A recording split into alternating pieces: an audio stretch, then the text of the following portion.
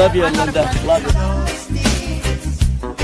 The courthouse the other day in the hallway, you're singing "Oh Happy Day."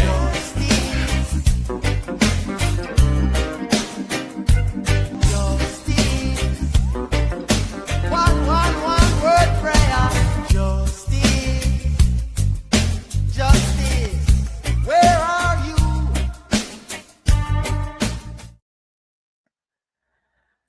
You're muted. You're muted. There we go. Our guest, our host, is muted. Yeah, I mean, this there now. You're not. Now you're not. Sometimes you gotta take blessings when they come. Hey, welcome to JSTV. Michael Bryant here. Hi, Linda Kenney Baden. Hi, I'm Linda Kenney Baden here. Michael Bryant. It has been a week and 1 day. But who's counting? But who's counting? I think everybody is counting. I can't believe it's been a week already. The dust is still settling, and what we've got tonight is going to maybe hopefully not just help the dust settle, but help kind of propel us into whatever may be next in the Karen Read universe. So I think you were calling this Readapalooza. I'm going to change it to Creedapalooza. Karen Read. It sounds more like rock and roll. Creedapalooza. So we have so many people lined up. How about Freedapalooza? Okay, I can go with that. Freedapalooza. Right? Okay. Yeah, Freedapalooza. Yeah, I can go with that. So what we have is a number of folks lined up. I won't name them all. I will guarantee you this. You will recognize them all as we talk to folks both near and far, those that live there that we've met through our visits in the Canton, Dedham, Stoughton Triangle of Terror, and others that have been on with us before professionally to give their input on what we've been seeing as this case began once, twice, and then ultimately came to the verdict that it did last week. So we should just jump right in, don't you think? Well, I'd actually like to do one thing before we jump right in, okay? And because I know everyone's waiting backstage for the first group of our friends, but I want to point this out, okay? Animal over humans. And I'm going to do this because I'm not going to put on super chats if we can avoid them while the Freedapalooza is going on until after all the guests have left, unless there's something I see or we see that really needs attention right away. Animals over humans, JSTV, your Michael Easter interview was a watershed moment. I'm going to put that up. Okay. Not that you aren't reading it in a fine way, but I'll throw it and I think the best get so far of all post-verdict interviews, bravo. And I thank you so very much. And I think that, we wanted to bring you what you didn't hear. We wanted to bring you what we thought was a very important witness who really had all the answers that you were asking for. And he will be back on again when, Michael Bryant? Monday night at 6. We have kind of a new assignment. And it was really his idea. We're just smart enough to say, good idea. And he's coming on to talk about key witnesses in the case, those that actually got to testify, and his take on them as a former FBI agent. I think it's going to be fascinating. We know Jen McCabe is in the mix. We had a poll, and that name was overwhelmingly the first choice. But we got a couple of others as well. But we'll spend a lot of time on Jen McCabe. So, yeah, that's if he's still talking to us. Because I know Michael Easter's now, he's a big star now. I've seen him pop up in a number of different places. But assuming he is still talking to us, we'll do that on Monday at 6 o'clock. I think that's going to be fascinating. Okay. Okay, so should we... Well, let's do this. Again, I'm challenging myself with my various skill set. I think since we're talking about what has been the end momentous period that everybody saw culminating last week with the verdict, right? So maybe just relive that for a moment for everybody. Mr. Foreman, on docket number 2282 CR 117001, murder in the second degree, what say you? Is the defendant at the bar guilty or not guilty? Not guilty. So say you, Mr. Foreman? So say you? No. Do you agree? Yes. Do all of you agree? Yes. Thank you. Look at you, Nettie. 002, what say you? Is the defendant at the bar not guilty or guilty? Not guilty. Is not guilty or guilty of that charge or any lesser included charge? Thank you. Specifically, number 5, operating under the influence of liquor by operating a motor vehicle with a blood alcohol level of 0.08 or greater. Correct? Yes. So say you, Mr. Foreman? Guilty. So say you all? Yes. Guilty. 003, what say you? Is the defendant at the bar leaving the scene after accident resulting in death? Is the defendant not guilty or guilty? Not guilty. So say you, Mr. Foreman? So say you all?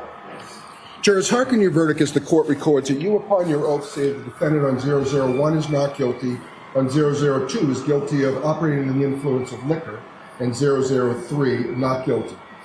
Thank you.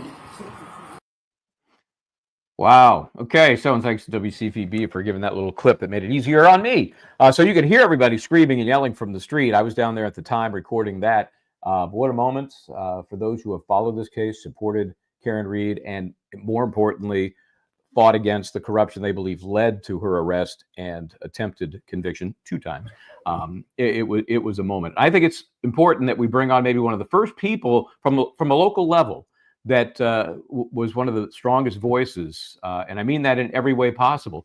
Dina, how are you, Dina? I'm good. I'm good. I almost cried again watching that. I can't watch that clip without getting goosebumps still to this day, and almost starting to cry.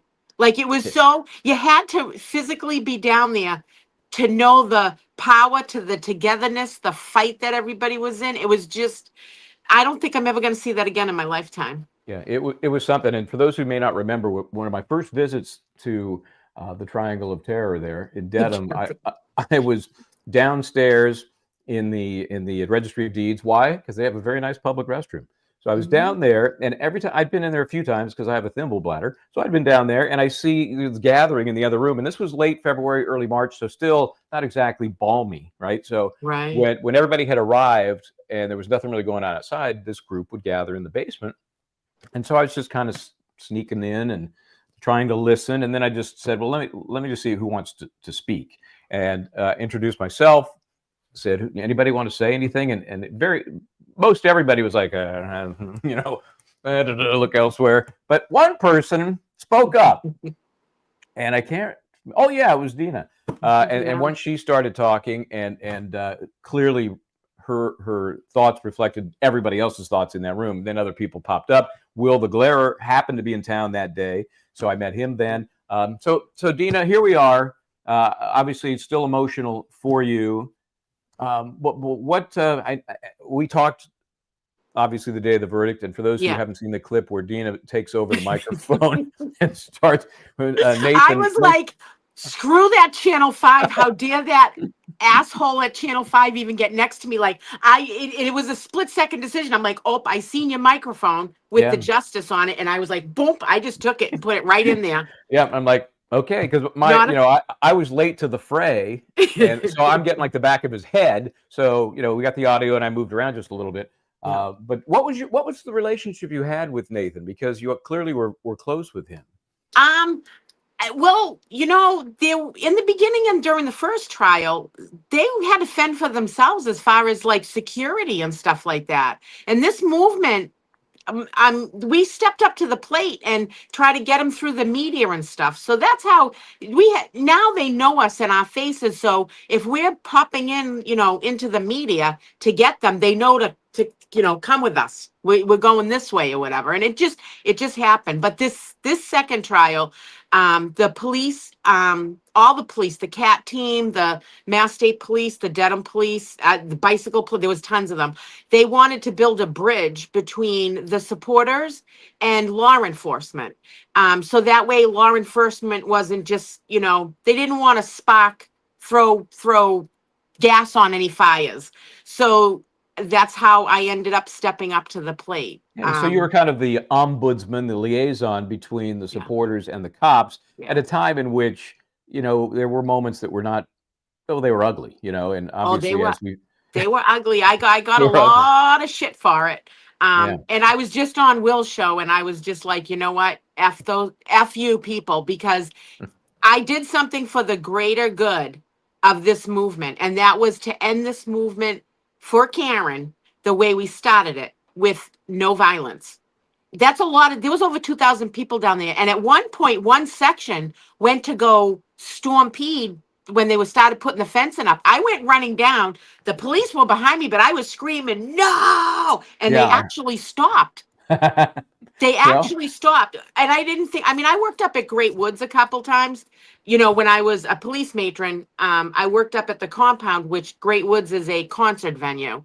And I would work up there. So it's not like I didn't rummage through crowds before. I did, but this was different because A police matron? I'm hearing something new. I didn't know about you. I'm sorry to jump in, Dina, but Yeah. wow. I started off at 911, which I liked 911, but the guy that was training me, and he was a bit of a pervert, and so I didn't want to work with him anymore. Later on, a few years later, he actually was indicted and arrested in a there you sex ring for pornography. Oh, my So, There you go. but anyways, I went from 911, I went over to become a police matron, and I was a police matron, well, 13, 14 years. Oh my gosh. Well, good for you. And It on was that per day, diem, but yeah, you know, but still, that's a very important job. Yeah. And on that So- day, and I referenced it as a concert a couple of times. That's what it reminded me of. Yeah. With the Yeah. stanchions were there, and people did, you know, they really did charge the street at first. they did.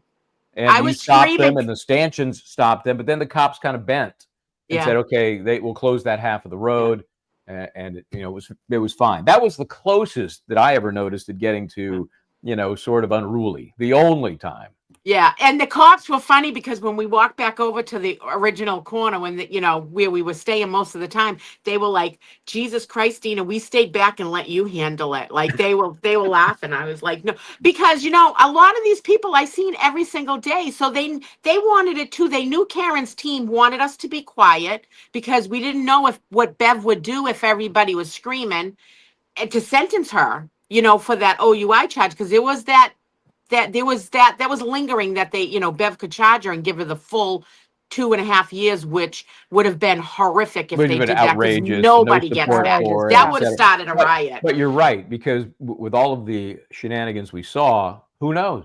You know, who Yeah. knows? You know, And not only that is we still, no matter what, you have to be respectful to the O'Keefe family. The O'Keefe family still lost a son, a brother, an uncle, a cousin.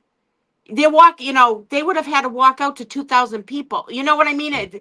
You can't avoid that with that. I'm glad they went out the back door, but there was a lot of, you know, they thought a lot about everything. And I'll tell you, the crowd was wonderful. It really was, because we're a community. We're a caring community. A lot of new people that came down, which you can tell there was a lot of new people. They didn't like, they get excited, you know what I mean? Like, so one person kissed me on the lips. Like, don't do that, you know, Baden space. But Michael, how dare you? sorry, I couldn't help myself.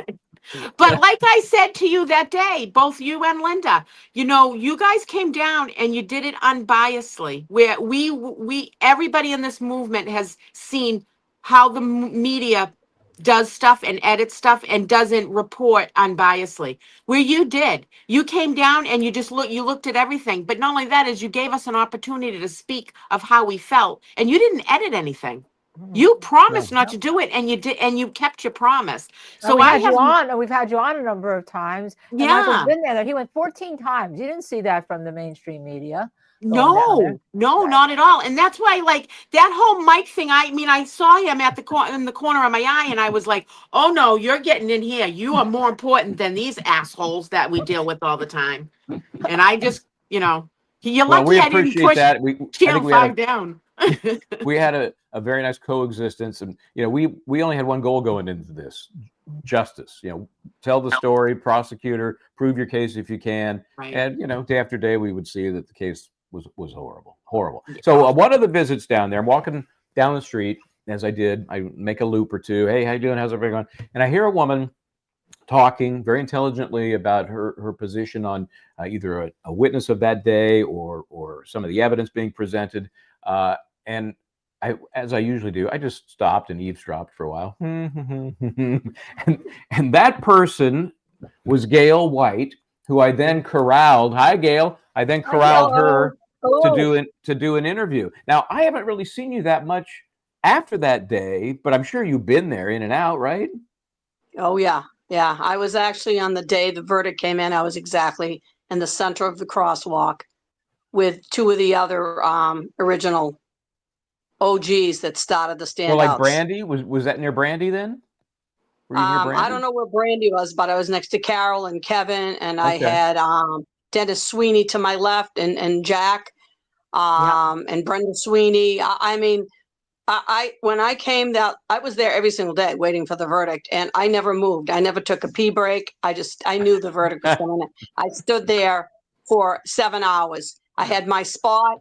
I was exactly across the crosswalk. I remember in the very beginning when Karen first went to court, I was on those stairs. I was one of 18 people, and I was there.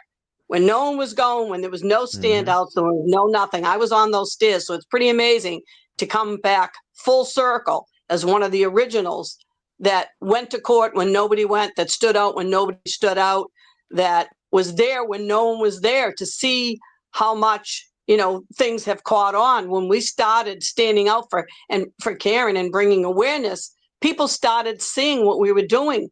And then, it just took off. I mean, it wouldn't have been what it was if there weren't as many people that felt as much as we did that Karen was getting framed.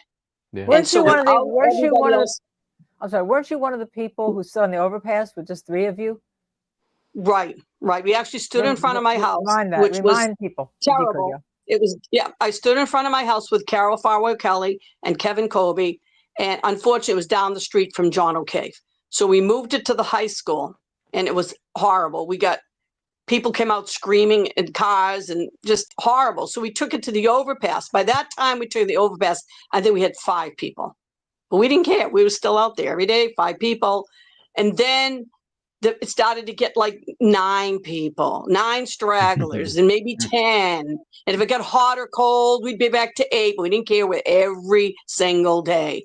And then it got so vicious on the overpass in Neponset, we took it to 128, where we got shut down by the state police. And we went back to Neponset Street. And then it got so bad that we had air let out of our tires, lugs were loosened on vehicles, wires were pulled from engines, that we decided it was no longer safe in Canton. So someone had suggested the Legacy place. And we'd gone different places. I mean, we were in Stoughton when it was like, 12 degrees, 2 people, of my original, before the whole Dedham thing took off, standing out there with our little free Karen, and no one knew who she was, but we did it anyways. So And we that go was for way, those who, way back. Gail, for those who don't know that area, the Legacy, I became very familiar with the Legacy. Mhm. It's a kind of a outdoor mall area that has a lot of big name stores. I became very friendly with the folks at Yard House. They have a nice menu, not just of beers, but that's in there. There's all kinds. So were you working like inside that area? And did they give you a hard time? You're on the sidewalk. No, we just stayed on that corner. We wanted to hit every street, every north, south, east, west. I mean, we had been down Route 1 further.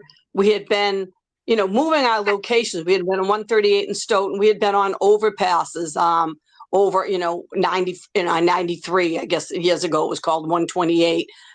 We kept testing different places, and basically it got to be almost dangerous. And I don't feel comfortable. We're getting a lot of people that they're calling the state police on it. They're calling the local police on it. They're calling the next door neighboring police on us. I said, we have to be someplace where if they come and kill us, at least they're going to find our bodies. I don't feel safe on these overpasses. You know what I mean? This was very, very, very early. This when nobody was doing it. And then Weymouth started seeing what we were doing it. And then I think it was Worcester. And then it went down to Bourne. I mean, for a while, it was just those couple of places. And then it just started taking off as the case started, advancing, and more people started listening to the evidence and started figuring out that, hey, something was going on here. And it just snowballed. And of course, Aiden Kearney's activity ramped up at or about that time as well. Yeah, I mean, I was doing the rolling rally way in the beginning before it gone to the court. I mean, we were there since the beginning. I mean, the absolute beginning, the very beginning. I mean, a lot of these people came in a year after we had already been going. I mean, or more. You know what I mean? I mean, and it's just, we were already a year and a half, sometimes ahead of some of these people, because we started.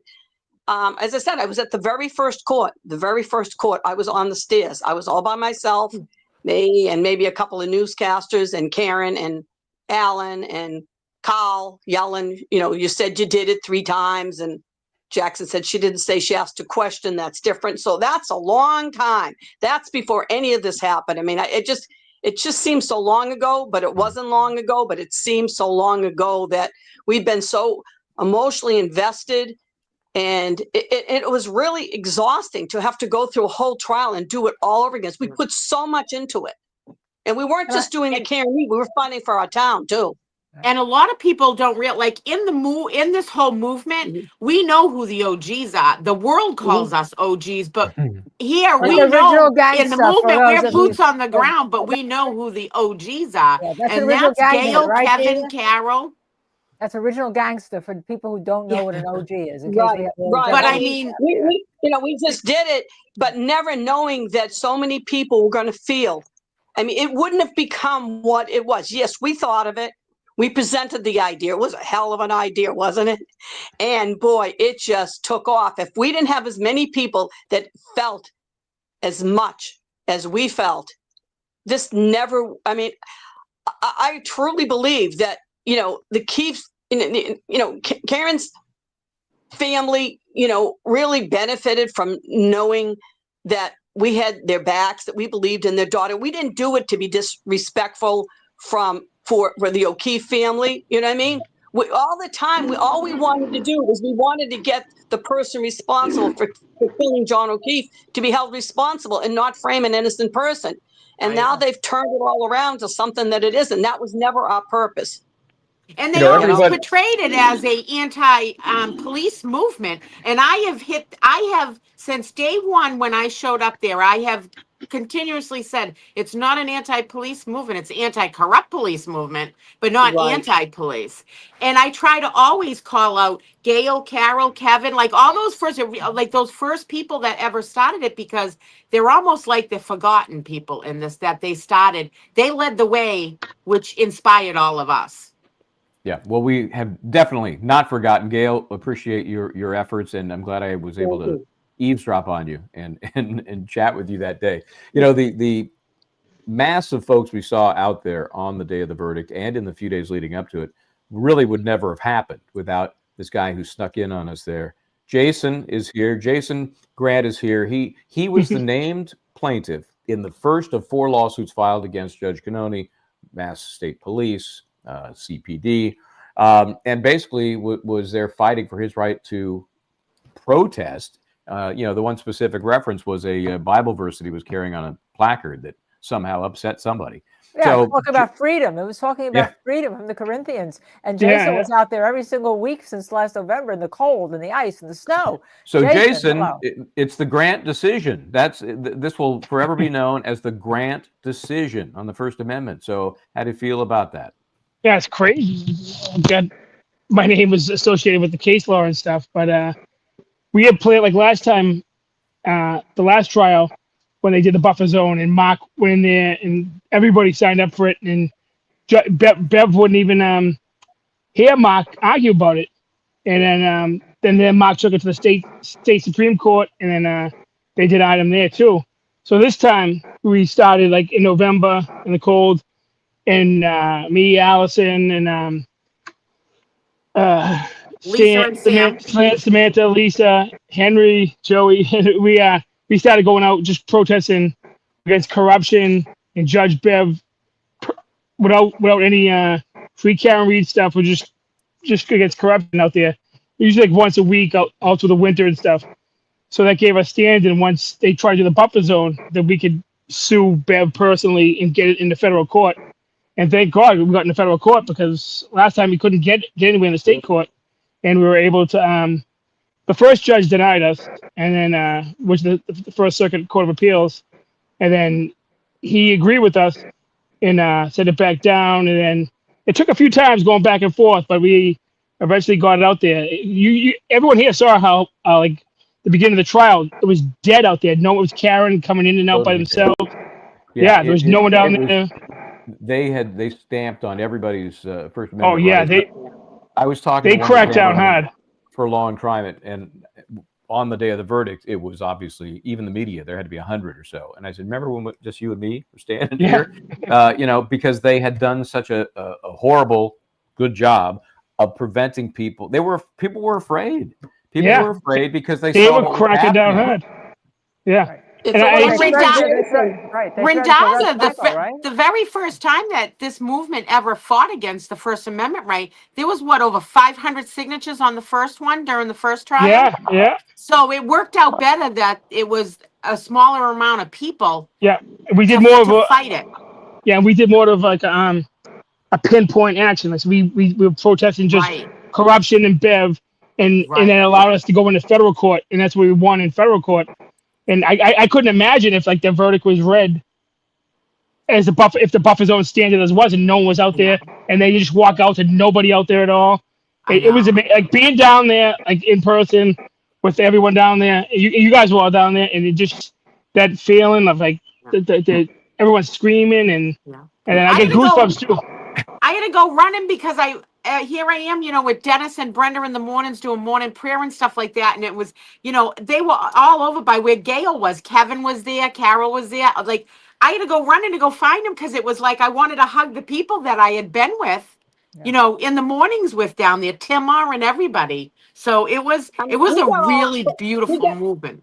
we get all spread out. I mean, our group that we were really thick with, I mean, we had people up the stairs. We couldn't get everybody that was to get, we just couldn't. There was too many people Yeah. jockeying for position. I mean, the heat from the state troopers' cars, the barriers. If there was ever stampede, we'd have been dead.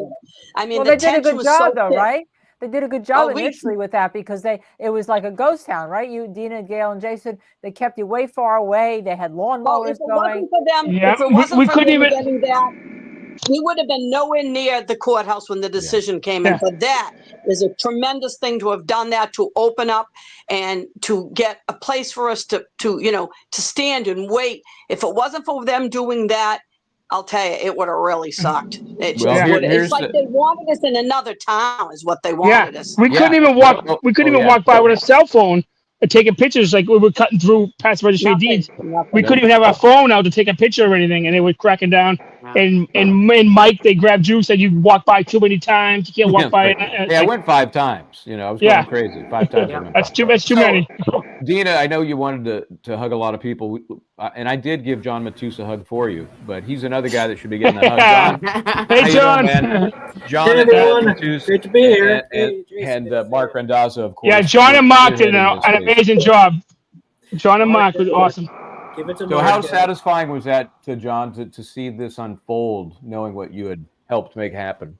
It was amazing. I don't think I've ever been part of something that public and that loud in my legal career. And on a YouTube, Now and the funny part was I happened to be there on the day of the verdict because at that time, Erica Walsh was facing her clerk's hearing on the last of her criminal charges. And Mark and I were both representing her. We appeared, made the argument, and we're proud to announce that was happily no probable cause found. So those charges, technically, they never came to be, but we'll just say dismissed. And they didn't rule that day, though. Did they rule that day, or they made you wait? No, they made us wait for the mail. Of course. But we came out, and parking that day was just, I had to park 9 billion miles. I was parking by a graveyard in the church I didn't know existed. And then I'm like, well, we're here, so might as well stick around for the verdict. I predicted a verdict on that day because, the next day was Juneteenth. It was a Thursday. That was going to be a holiday. And Friday, she was going to give a 4-day weekend. I thought, if there's going to be a verdict, it'll probably be today because then they'll want the 4-day weekend. They won't want to come back and do it on Monday. Not that they were playing games like that, but I think that weighed on my mind. And sure enough, right in the afternoon, and the roar from that crowd. I mean, they talk. I've been in sporting events and things like that, and it was something like that, but something different. It was like the cry of justice. You know what was beautiful too was the day that we were trying to tell the crowd don't yell, we have to be quiet. That's how the defense wanted it, so Bev wouldn't take away their right. She was going to move them back to the original buffer zone, if not further. So me and Jason, we addressed the crowd that first day when we first did the I love you quietly, because I said, this is Jason Grant, in case anybody doesn't know, and he's the one that fought for our first, the buffer zone, our First Amendment right to come here. And if you guys don't listen, all his fighting that he did is going to go to waste. And I'm telling you, Jason, we're right together. That crowd totally listened. Like Yeah. it was You mean like amazing to see. like reasonable people, not like Yeah. heathens? Wow. Yeah, I right. mean, you had And one the or I two love that you. would yell Yeah. out, but they were. The I love you sign. We Yeah. all learned it, right? The I love you Yeah. sign. Yeah, Come on, Yeah. everybody. Linda, it took Yeah, Linda a there we go. while to figure out It took because I me a had her while confused. because I couldn't get She my had the face. hang loose, and then there's the hook 'em horns, and so it's, yeah. Well, how that Oh, happened is that the sign was already out there, but what happened is I got a phone call from Karen's team, and they said, Dina, we need the crowd to be. We have to keep them quiet because they're trying to take away the buffer zone. They were not going to let us leave the church. Like, you got to tell everyone, and they know how big my mouth is. So I was like, all right. So then I'm like, you know what? Let's hold your hands really high. I was like pumping them up, put them really high. Me and Jason were talking to everybody. We went around. Allison did too, Yeah, and Allison was that's there. what happened. It was so powerful the moment they arrived, and there was dead silence because we did not want that buffer zone broken. We didn't. And everybody there didn't. They fought so hard to get it for us. And all it would be is one slip for Bev to take that away. And she Yeah. wanted to. And it Okay. was so powerful. I think of it as how loud it was in its silence. You know, just to see those hands up there with nothing said. You know, it was dramatic. You know, It Yeah, it was really my- powerful when everyone came out and it was just silence. It was like thousands of people and it was silent. It was like being there was powerful, just hearing the silence. Well, we And learned Mark that Mendoza's- pink is a great. Pink shouts out a lot of things, right? Because you're Yeah. all pink, right? Pink's not nice to people that are overweight. I'm just saying, if we ever have to do this again, someone please pick black, not pink. It's not very flattering for us heavy people. I don't know. I wore pink. I never wore pink. I had more compliments on that pink, and I'm not exactly thin. But they love me in pink, so I guess pink's my new color that I never thought I'd be wearing. But yeah, it was a big hit. Hey, John, let me ask you this question because, you know, in all of the success, where are the cases now? I mean, what's really happening? Well, like I said, I'm only handling the amicus, but I do know that Mark, who's representing the people in the buffer zone case, they're actually still appealing the case. And you might think, well, the buffer zone's over, so why are they still appealing the case? But in American constitutional law, there's a phrase, wrong capable of repetition yet evading review, meaning you don't want to leave like this case open because otherwise future judges could also push that buffer zone. So I do know he's filed for the appeal on that case. And if so, my clients, the First Amendment Lawyers Association, FIRE, the Freedom and Individual Rights and Expression, and the National Press Photographers Association are very interested in, again, filing an amicus and going to the First Circuit. Because we still view 200 feet as just ridiculously too broad. Right. And the restrictions on freeing Karen Read, there's no, again, as we pointed out many times, there's no evidence a single juror saw anything. In fact, I believe one of the juror number 11 who's been speaking out, she might have said, we didn't hear anything from outside until the verdict came out. And then they heard the roar from everybody that I heard. And I do have to say one thing at the end of, when everyone was coming out of the courthouse at the end of the trial, I think Hank Brennan must have come out.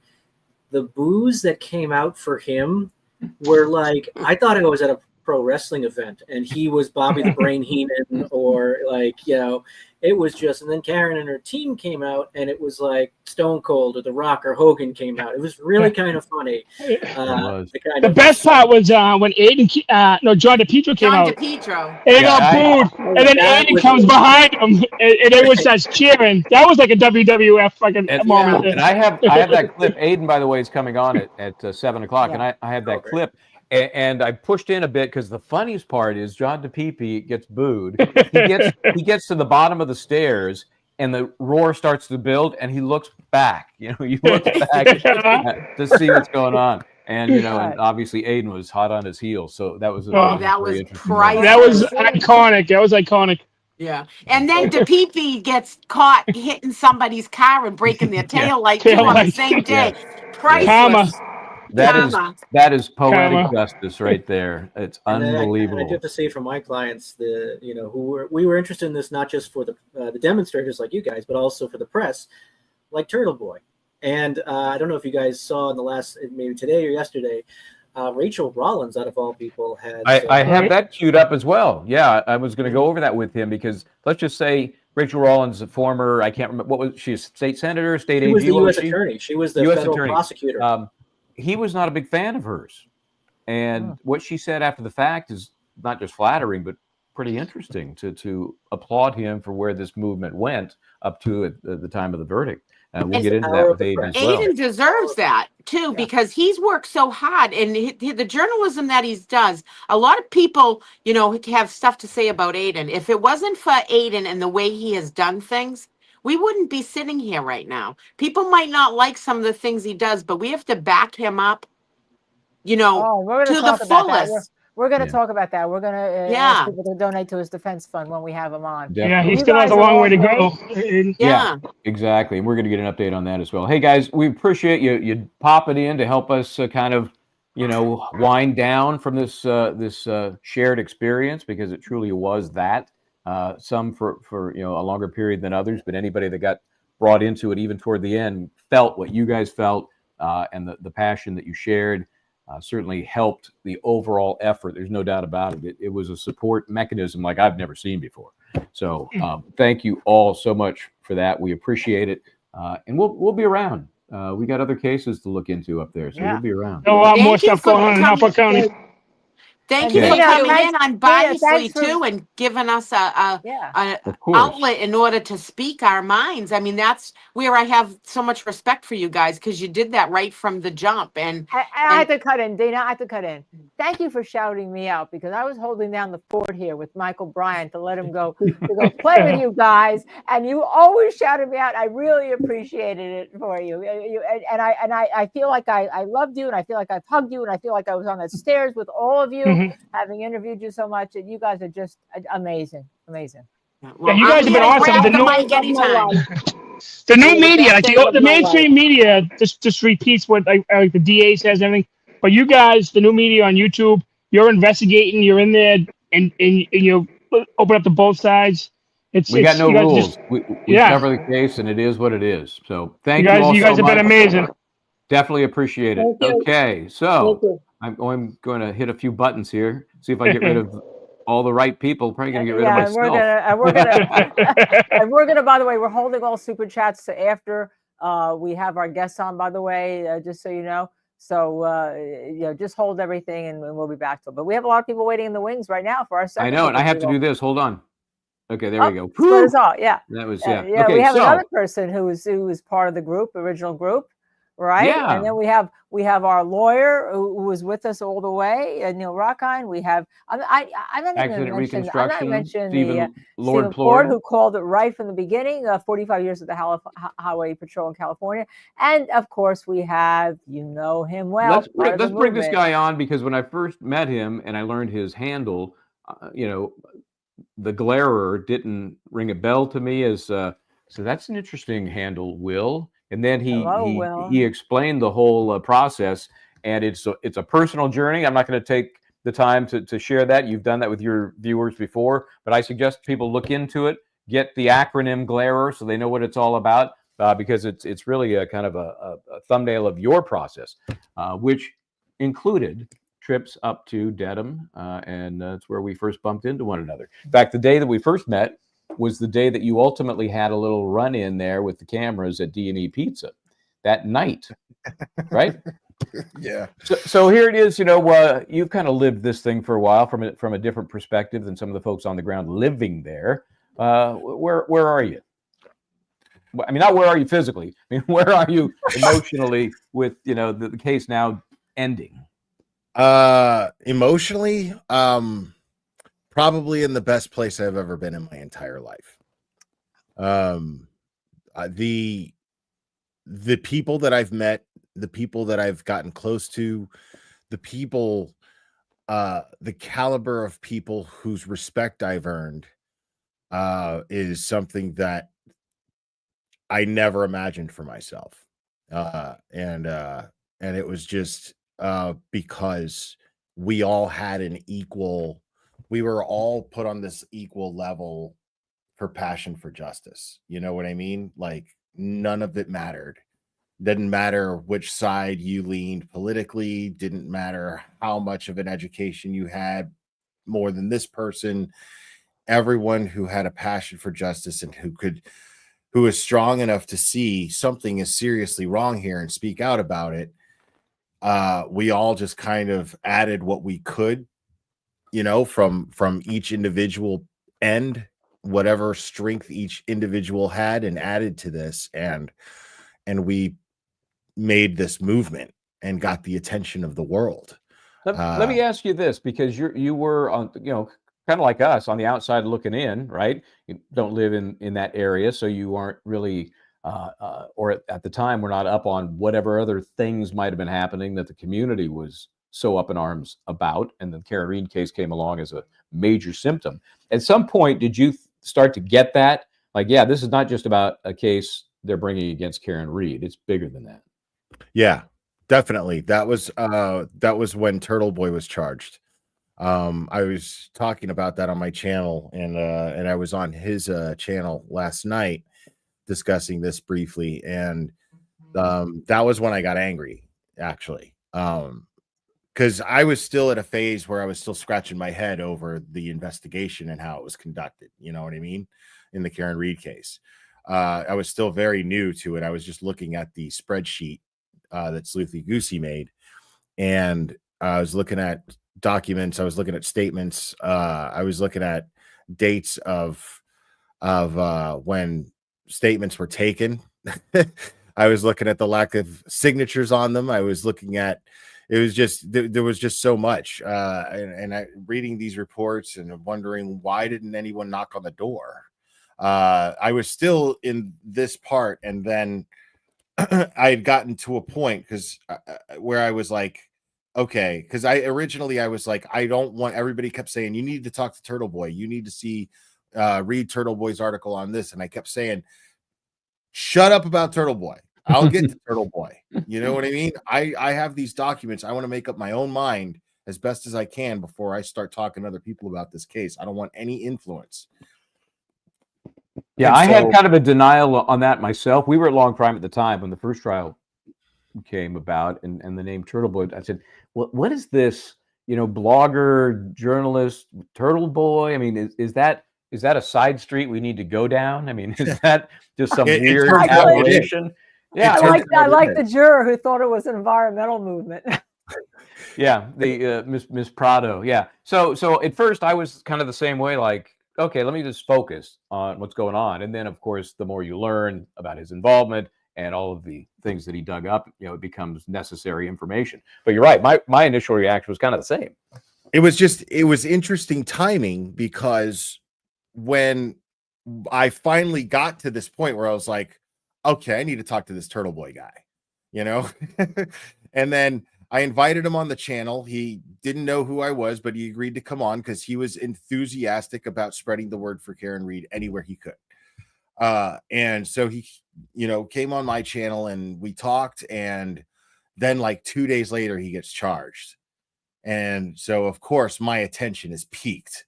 I'm like, what? Wait a second, and I went over all of the charges. And ever since I went over all of those charges, I've been just as invested in Turtle Boy's case than I have been in Karen Read's. And the reason for that is because Turtle Boy's reporting was mostly focused on the corruption. That's what his whole, what drives him is exposing corruption. This is kind of the nature of his beast, He's like the FBI then, because as we learned from Mike Easter, they come in to look at local municipalities and counties and police departments when there is corruption, the C word, the good C word. Right. I don't know if that's the good C word, but that's right. Debatable. Yeah, it's definitely the less offensive, I think, but still, point taken. And so now, what's the fight for Will the Glairer now? The fight for Will the Glairer right now is Turtle Boy, most definitely. But we still want to keep John O'Keefe's name out there and hope, because if we believe in Karen Read's innocence, then we believe that Boston police officer John O'Keefe's killers are still out there. So I really want to keep his name out there and really hope that those who do have the power to start to continue an investigation and hand out indictments, see that it really still means something to all of us that they do. Yeah, it is, again, it's as I've described it many times, as a disease. In this case was just the symptom, and then Right. Aiden's case, yet another symptom. Sandra Right. Birchmore's case, yet another symptom. All of these horrible stories. Hey, I want to bring on now a guy that's been here to help us cover this case, both right. And while you're doing that, let me just yes. Will, I just want to thank you, because when we went on your channel, you didn't really know who we were. I mean, sort of had an idea, and you treated us so graciously, and you gave us an indication of who to talk to, because we wanted to cover Sandra Birchmore because of our knowledge of the case. And he told us to see Mizzy B, which we have now, and we've had her on twice, and we intend to partnership with her to cover this case on a constant basis. And we thank you for that, Will, because without you telling us that and vouching for us, she would not have paid attention to us. I am so thrilled to hear that. That's going to be great. We had her on last night, right? Yeah, last night. Yeah, you guys together are going to do amazing things for Sandra Birchmore. Justice for Sandra Birchmore. I'm really excited. And her baby, and her 10 weeks. We appreciate you opening that door. Hey, the Rockweiler is here. Hey, Neil, how are you? How you doing, man? I'm good. I'm okay. Thank you. Okay. How are you? Good. We're just kind of, I think this may be group therapy. I'm not really sure, but we're just kind of going through these post-verdict experiences, emotions, thoughts. So from your perspective, what do you take away from this verdict? Well, I see that it has resonated in ways beyond the typical court case. It's impacted a lot of people. I'll tell you one of the things. I'm going to give you a little bit of a different take than what I've heard so far. I am very disturbed by the attacks that I've seen on the jury and the individual jurors, and I really haven't seen this in any case that I have covered or that I've spoken about with you or with Linda, and we've covered so many cases together. Some of the biggest, I think, I haven't seen that. I haven't seen, and I'm going to refer to them as trolls. I haven't seen online trolling to the degree to which I have, where jurors are people have gone. Who's this guy? John DePetro. I've settled on DePP. But goes out to a store where this woman may have worked, is challenging her background. Now there's someone that has dubbed a video of her from 4 or 5 years ago where she was apparently speaking Portuguese. It sickens me. And it sickens We're talking death threats. It sickens me from a different perspective, not from a law enforcement perspective, but from a trial lawyer perspective. I gave a TED talk years ago called "The Joy of the Jury," which was about how we need people to want to participate in jury duty. We need people who are intelligent, thoughtful, caring, interested, objective people who are willing to hold the government to account and are willing to come into court and say, I'll take up my time. I'll give up 3 weeks. I'll give up 4 weeks. I'll expose myself. I don't have daycare. I won't make any money. Everybody else in the courtroom is going to get paid except for me.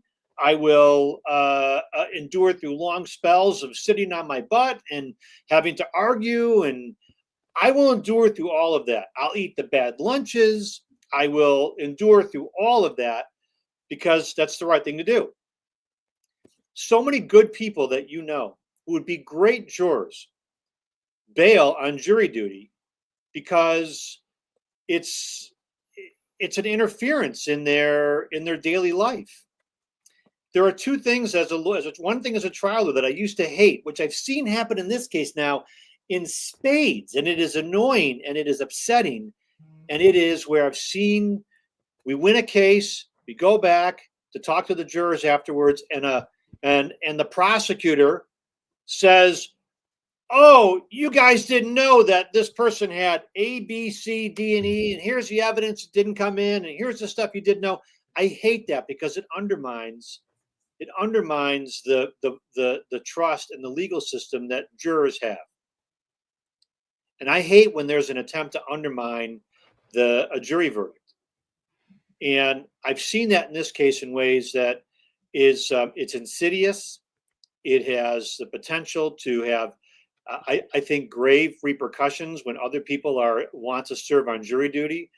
I think if there's a case that has the potential to marshal public interest, then you invite these online trolls to second guess, to do unofficial investigative bullshit background analysis of jurors, and to question jurors. Look, it's already hard enough, and Linda, Michael, this when we try cases. One of the things that we'll ask in a significant cases, we'll talk to jurors about, what do you do the day after? Right.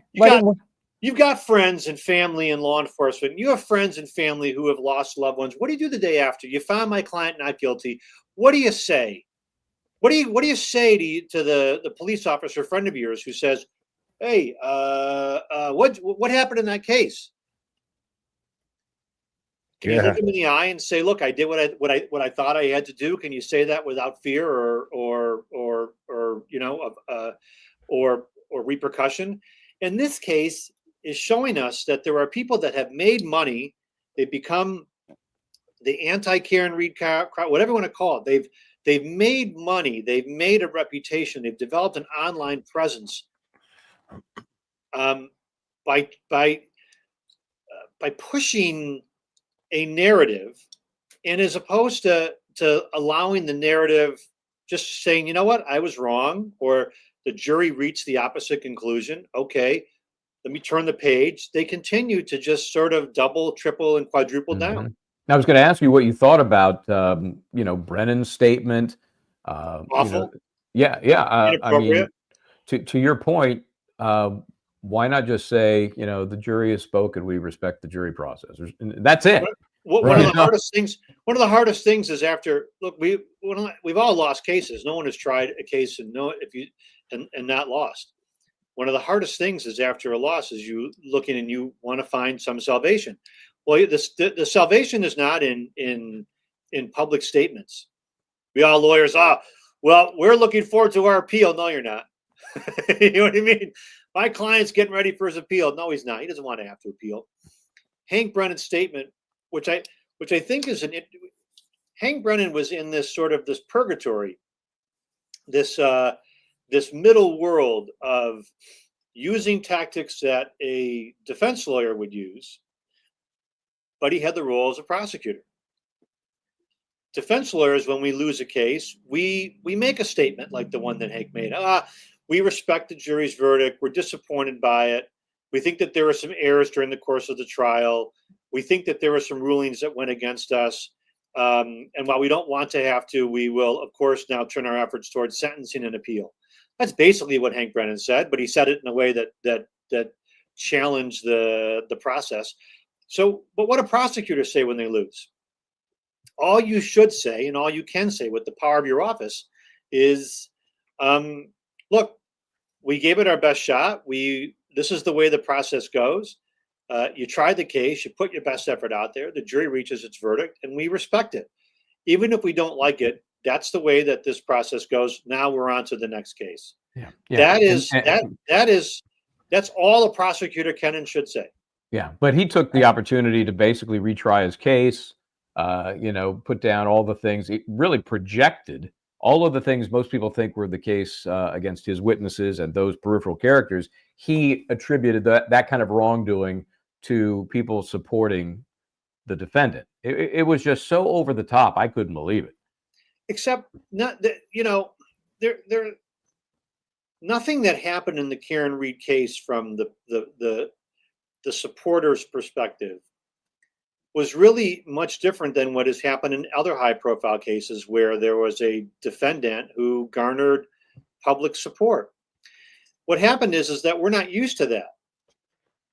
We aren't used to it. We're used to the defendant being the evildoer, the enemy, the person that wears the black hat. And so it's hard to find people in the public that typically will come to rally support for the accused. When is the last time in a major case that you've seen?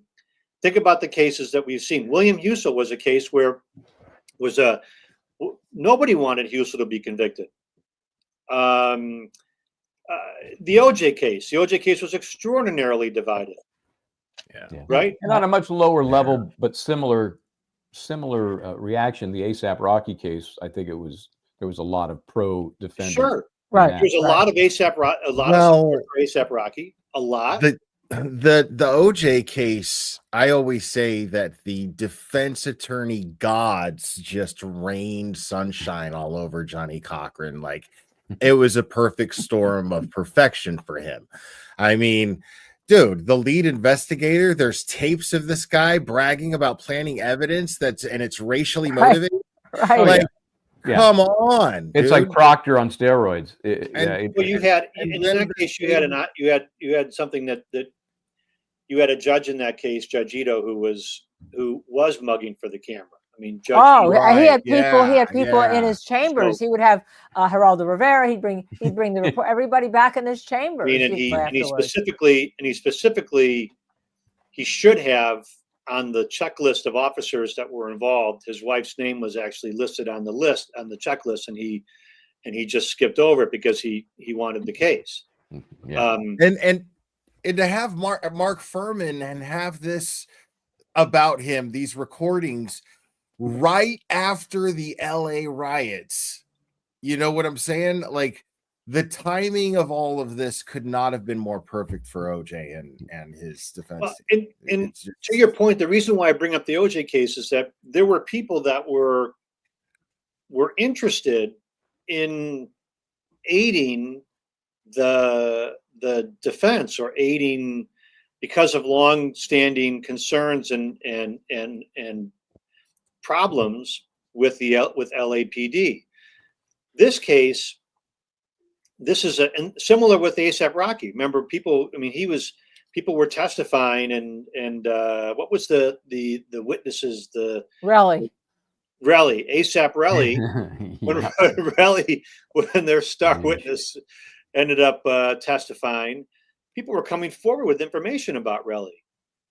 And in the Karen Reed case, what's shocking is that Karen Reed had no celebrity, no public following, apart from the fact that she was the target of the entire judicial system. And it just really caught the attention of so many people. And I think, Linda, we talked about this while the verdict was being post-verdict, immediately post-verdict, which is, this was a petite, small woman that many of us could identify with, many women could identify with, as just somehow standing there against a tide of all of these bad men, these evildoers, these powerful men, and she was holding them all off, and against the course of 3 years and 2 trials. right. And a really catty judge, you know, like the entire time. Yeah, and I think, you know, that's one of those. This is one of those moments where, look, here's the aftermath for me. I saw the best of a lot of people in this case.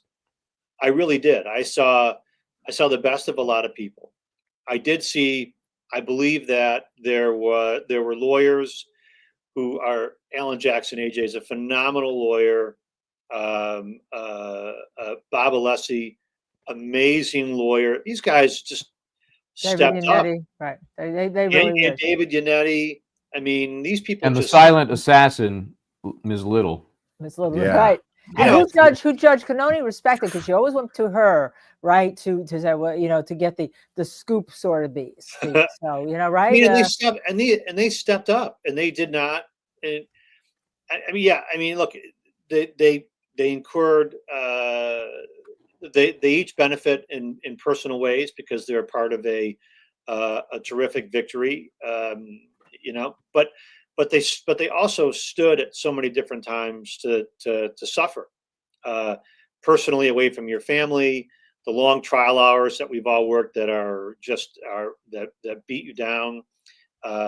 They certainly took. There's a picture of Alan Jackson with.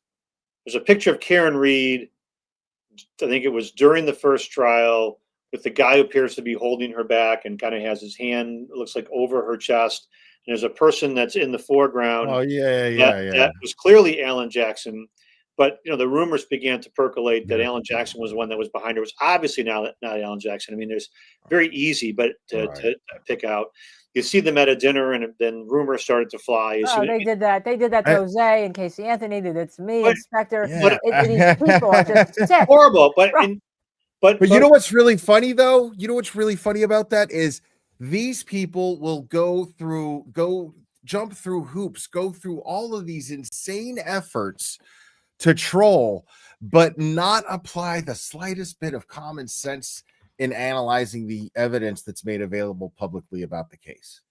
Well, think about that. You're right, and to add on to that, I watched this guy. I never watched him actually, but I saw his post. This John DePetro, and there was a what is it? A prosecutor podcast. That was another one of those.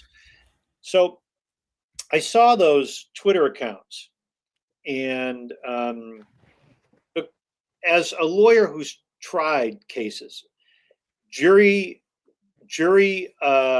question, jury deliberation, palm reading, tea leaf reading is impossible. We've all done it, and we've all dangerous. Yeah. In this case, we were a little bit closer, but we didn't know whether it was a lot of jurors or one juror, or what but you don't know. And then there were the people, oh, we're now in day 2, day 3. The acquittals are gone. There's no chance of an acquittal now. Say the pundits she can't be acquitted.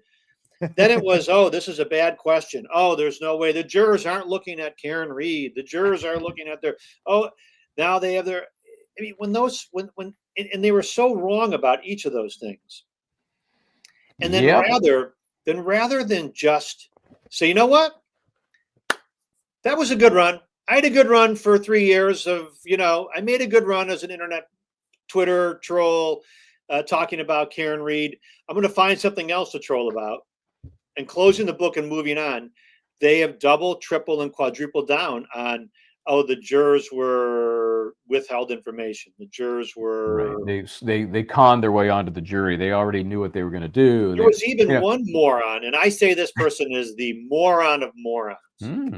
Like we can't wait for this. Okay. This person, there was a person on there that is, I mean, this person was single-handedly going to apparently had obviously studied the Constitution to such a great degree that she said that Wendy Murphy. It's Wendy Murphy. That the verdicts of acquittal are going to be reversed. It's Wendy Murphy. But it really was. There's that a way Wendy to Murphy? do it. We know there's a way to do it. I'm like, listen. Well, let me tell you, she's been around for a long time. I remember her. I remember her like what was the trial in the 90s? She was always that way. And people, the problem is the mainstream media loves that, right? They love that. They love to take a look at a Twitter account and take it because it creates controversy and it creates clicks, okay? Instead of telling the truth, or like we would do in our normal life, snub the person, right? You wouldn't have, right? Would you have her at a dinner party? I don't know if it was her. No. I don't know if it was her. I just remember reading this. And it felt like, I'll trust Will. I don't either, but I would. Let's assume it was her. I would bet money it was. There's a big difference between being, a contrarian, like former FBI agent Coffin Dapper, and just misstating the law. And when you're a lawyer, I mean, if you have an interest in, if your interest in a particular side of a case gets to the point that you lose all, if you not just lose all common sense, but you actually begin to look for any salvation, any little bit of hope in any position, what's going to happen. If one juror came forward now and said, one of them didn't one of the jurors say was expressing how one of them talked about what doubt was, and that he thought that doubt was something about, he had a whole sentence about we weren't convinced to 100%. We were convinced to if it was 99.9%, Yeah. then it was, I love that juror. Yeah. Oh yeah. Listen, I'll swear. Fucking hold the As soon government as to a 99.9% standard. Sure. Damn But right. it's moral certainty. And Why I mean, not? all these jello phrases, why not But put a number on Why it? not? Why not hold the government? You want to convict somebody of murder? Yeah. Then you should be sure. 100%. So, but these folks are, look at this juror. This juror was an idiot. And then the Well, other. they criticized the foreperson because he said that from day one he saw her as innocent. Well, that's what they're all supposed to do. And then the evidence is supposed to convince you otherwise. And they spin it. See, he went in there saying she was innocent. He had his mind made up already. I have talked about this, and there are three positions three positions that jurors can start in when they begin a trial as potential jurors. One is they can start all the way over where we presume guilt. They do that like in China, right? You presume guilt, and it's almost impossible to get anybody, and no one would ever say you should presume guilt. And the second is in the middle, which is, well, I'm just going to keep an open mind. I'm going to be even-handed. Except that's not where jurors are told to start.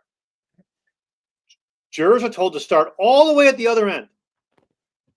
Start with innocent, and only 100% innocent. You're 100 innocent. You start with innocent. You start believing the best about you, and only if they can drag you all the way across.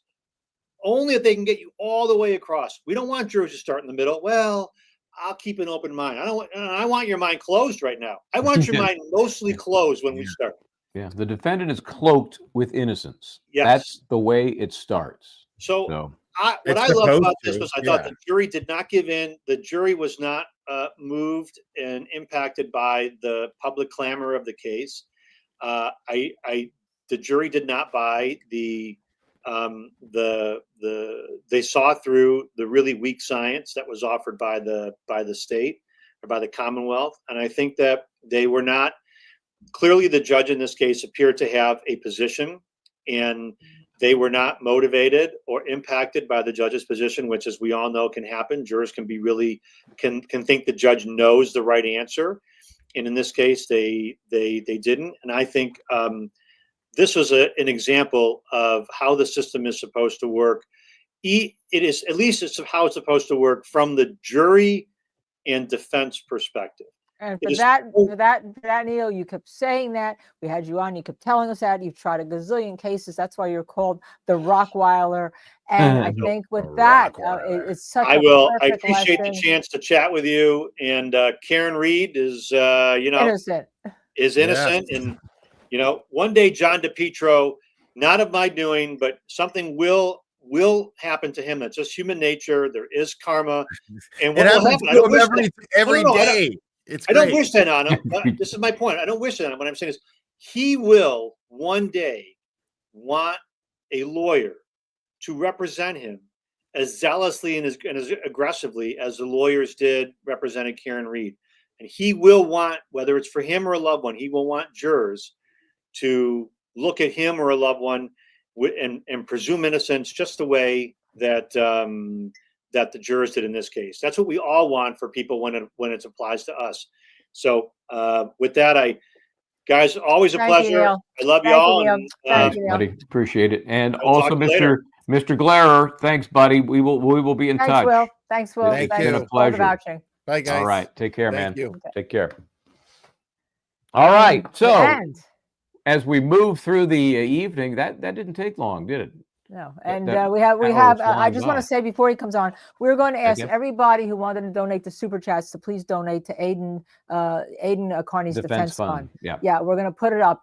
Take your Super Chats away from us. Take the money away from us. We're not reading it. Donate to Aiden Kearney's Defense Fund because we truly believe in him. We think he's getting a raw deal, and we are supporting him. And with that, Michael, I'll let you do the honors. Well, I think we'll just bring him on. It's not like we don't know this dude. Let me put you in the middle there where you should be. How you doing, Aiden? Good. How you doing? Doing well, sir. Thank you for having me. You bet. Hey, before we get into these, we want to find out where your cases are, what's happening. I know there's something coming up on the 7th of July. I wanted to look at and have you look at, because I'm sure you've seen it at least once or 100 times. The moment when you left the courthouse, and just before you, the moment that that our friend, I've watched that many times. yeah, I want to watch it with you, and I want to back up a spot that I thought was most interesting.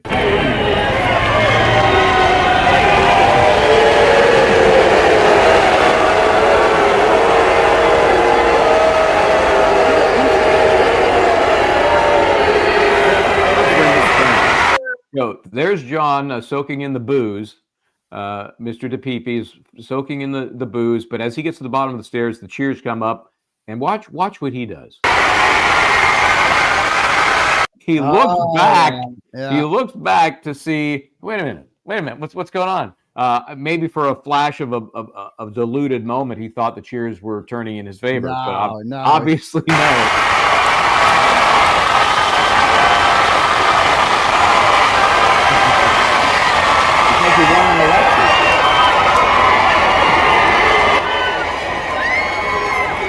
No, it's the Beatles. You know, they're back. The band is back. Yeah. So do your best to describe that moment for us. Best feeling in the world. Because I'm maybe even better. Where DePietro was out right before me. I heard him getting. Was that planned? No, it was just the way we were like you saw where I was lined up in the courtroom. I was like the last one on the edge there, next to Andrea Galvin from Canton TV.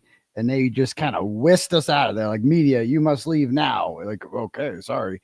And then we all were whisked out of the courtroom, and it was just like a funnel, like down those stairs, one after another, in line.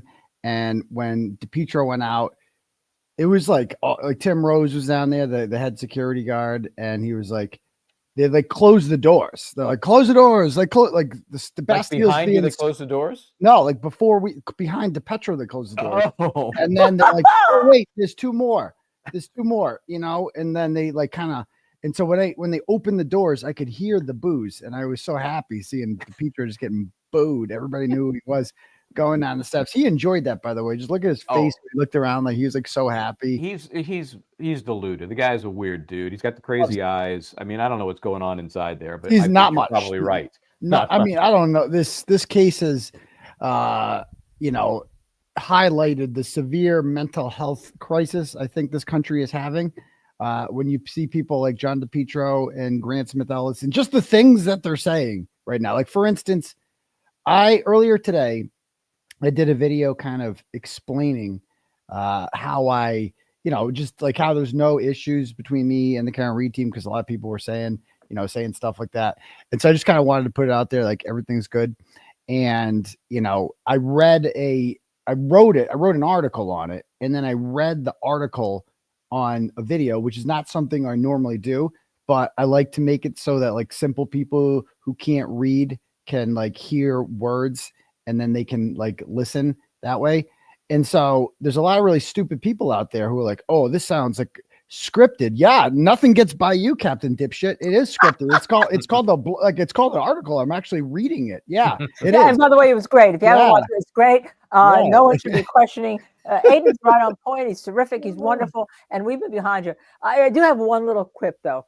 Okay. You have to pronounce my name Baden like the spy. Linda Kenney I Baden. apologize. I know. No, don't apologize. Yeah. I want to be Devers. I've waited for this moment because I want to be, don't call me Devers. My name is Dever. I thought it was hysterical. I thought well, thanks.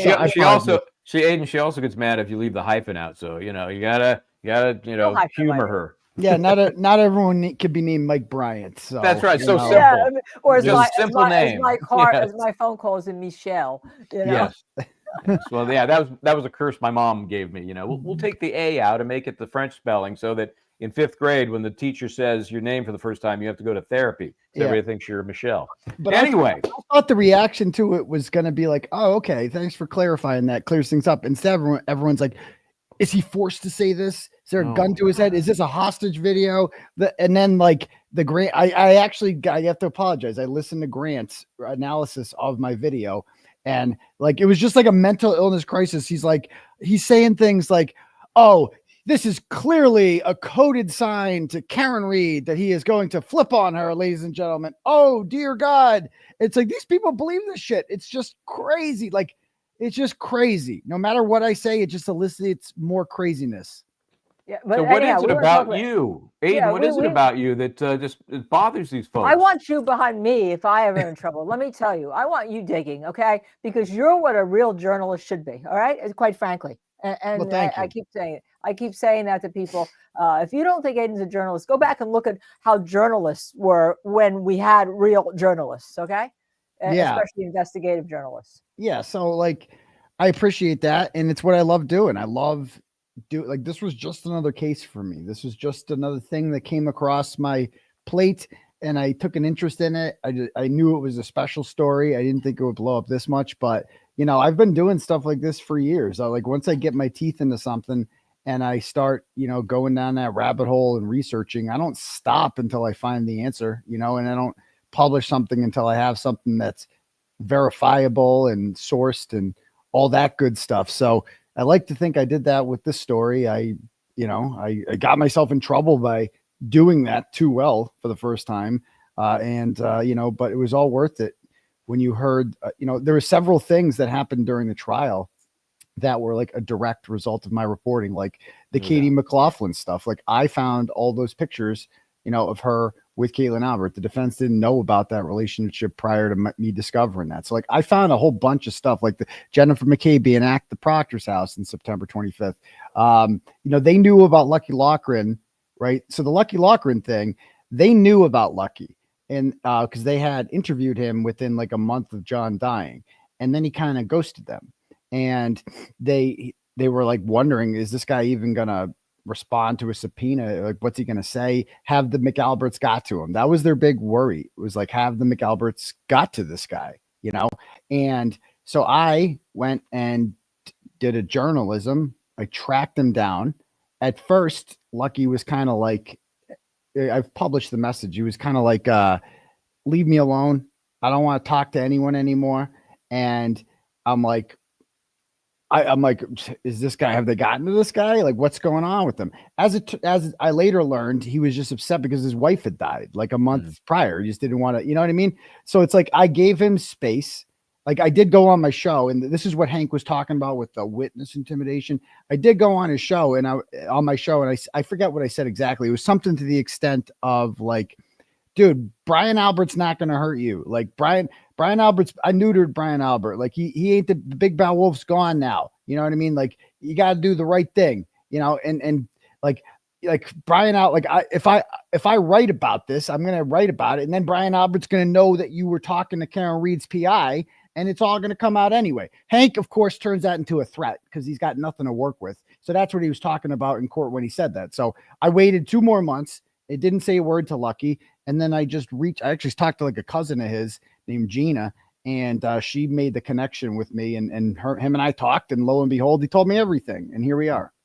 And he was wonderful. That was and now also from Barrow's testimony from his interview the other night, right? That there may have been a lot more hanky-panky going on that we suspected but didn't know about. That's a huge deal if that's true, which I don't see why it wouldn't be true. I mean, he's a cop. It's like his word carries value, or at least it should, and he has no reason to lie. He's not attached to either party. And it sounds like, from what he described, that he told Lally that he did not think that the taillight looked like it did after Michael Proctor got a hold of it, that Lally knew this information, and that he either intentionally avoided talking about it or asked him to change his testimony. I'd have to re-listen to what he said. But either way, an ethical prosecutor like that, I mean, aren't they looking for truth? If the truth of the matter is that it didn't look like that in the Canton Police Sally Port, why are you hiding that? Yeah, it was related to that specific photo that was used in this trial to reinforce his testimony that no, it did not look like that when I saw it. Right. And if a prosecutor shows a witness that photo, are you sure? Do you want to think about that? Maybe you don't remember what it looked like. I mean, I think that was the intimation, right? Maybe you're not really remembering what it looked like. And you know what? I would have given Lally a pass in the past, But he sat there, Aiden, and I want to get your thoughts on this because this is what blew me up. He sat there when Hank Brennan showed John O'Keefe's shirt to the witness, to the defense witness, intimating that that was road rash holes on the back of John O'Keefe's shirt. And instead, it was cuttings by the lab that he had to, in my opinion, know.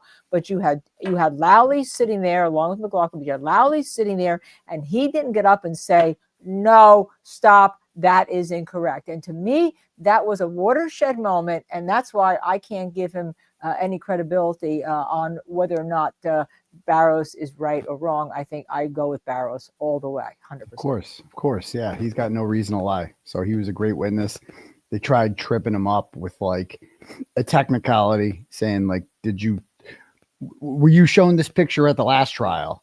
And I knew he wasn't. Like, that was one of my big things with the defense was like, why didn't you guys show him the picture? Yeah, they didn't why didn't you guys show him that picture? And he's like, yeah, I was. And I'm like, oh, no, you weren't. I'm like, no. And I know he's going to pounce on that, even though it doesn't matter. I mean, it's a little minor mistake, but I'm like, Hank is going to be like, oh, so you forget things all the time. Like you have a bad memory. It's like, but if that, obviously it didn't work. The jury obviously believed off it. I think a couple of them have cited his testimony in their reason for believing that the taillight didn't look like that. I mean, this jury knows what's up. This jury, based on the two that actually 4 of them have spoken, but 2 of, Paula and the foreman, they've both gone the extra mile to say that not only do we think that she's not guilty, we also believe that she's innocent. And we also believe that John was in the house. The second you put John in the house, you blame the McAlberts. Like, that's putting John inside the house is code for the McAlberts killed him, period. And what do you think about them coming out as quickly as they did? I mean, just so no class, and basically trying to reinforce their story. Who? The McAlberts. Oh, they were on I don't know, ABC, one of those shows. Yeah, they were either way. They were going to show that. I mean, that was pre-recorded, but like if Karen Reed was convicted, that was going to be their victory tour, right? If like, oh, see, we're the victims here after all. If Karen Reed was acquitted, that was going to be their "Don't Look at Me" tour, because immediately, and rightfully so, all eyes turned on them because Karen Reed didn't do it. It's unanimous. Like, the jury concluded that this woman did not hit John O'Keefe with her vehicle, which means the people or persons who murdered John O'Keefe are still out there in Canton somewhere. Like, they were in Brian Albert's house. Like, whoever did this is out there. So they immediately want to get ahead of that. And their defense is, we're the victims, actually. We're the victims. Like, people are mean to us. And they made up Brian Albert was just, he never really talks much. Usually it's Jen McCabe doing all the whining. But, he was on there. He just looked pathetic. I mean, I'm a Canton cop. I'm not a Canton cop. I'm a Boston cop. It's not ridiculous. I would have taken a bullet for him. You wouldn't have put on your pajamas for him, dude. Yeah. I'm going to come out there in my underwear and crime scene tape. Yeah, do it. Or just offer your house. How about offer your house up as some sort of, ground zero type thing? Like, make coffee. Have you thought of that? Is Nicole the cleaner? Maybe is the coffee pot broken? Can you make some coffee for the officers so that they can sit outside the crime scene all day and monitor it? Can you do that? And they have like a bathroom to use, something like that. How about you offer up your house for something useful? Since nothing happened in the house, right? No one was killed inside your house. There's nothing to hide in your house. Why don't you let the cops just kind of set up inside your house? Wouldn't that be if you would take a bullet for him, right, Brian Albert? So wouldn't you offer up your house for him too? As a matter of fact, that's what Mike Easter had said. He said one of the first things, because, we've had him on twice, and he's going to be, by the way, you're going to love this, he's going to be on Monday on the show, and he's going to go through Jennifer McCabe's testimony and all. But it's brought a smile to all of us here. By the way, I see that people are also still donating super chats, so please donate to Aiden's defense. We got the address up there for that. The address up there. I appreciate that. We feel very strongly about that. So thank you very much. Thank you all for I see it on the side, but thank you all. But please go there and donate it, because we're going to try to donate some of our time. And I know Michael Bryant's going to come up on your hearing on the 7th. All right, because we're not, you can't be left alone. You can't be left behind here, and that's not. We're not talking about interviews. everyone is behind the Karen Read movement has to get behind you, in our opinion, Aiden. So that's one of the reasons why we wanted to have you on so strongly. Well, thank you. I appreciate that. And I'm glad that my case isn't being lost in all this. I hope that the momentum from the Read case, the acquittal, it kind of transfers over to my case because, my case is very different from Karen's. In Karen's case, somebody died, right? There's like someone who was badly hurt, period. And somebody had to be blamed for that. With me, who's hurt? Does anybody have a pinky that got hurt or like a cut, a paper cut maybe? No, they have nothing. Nobody's got a broken bone, nothing. There's literally no physical damage to anyone.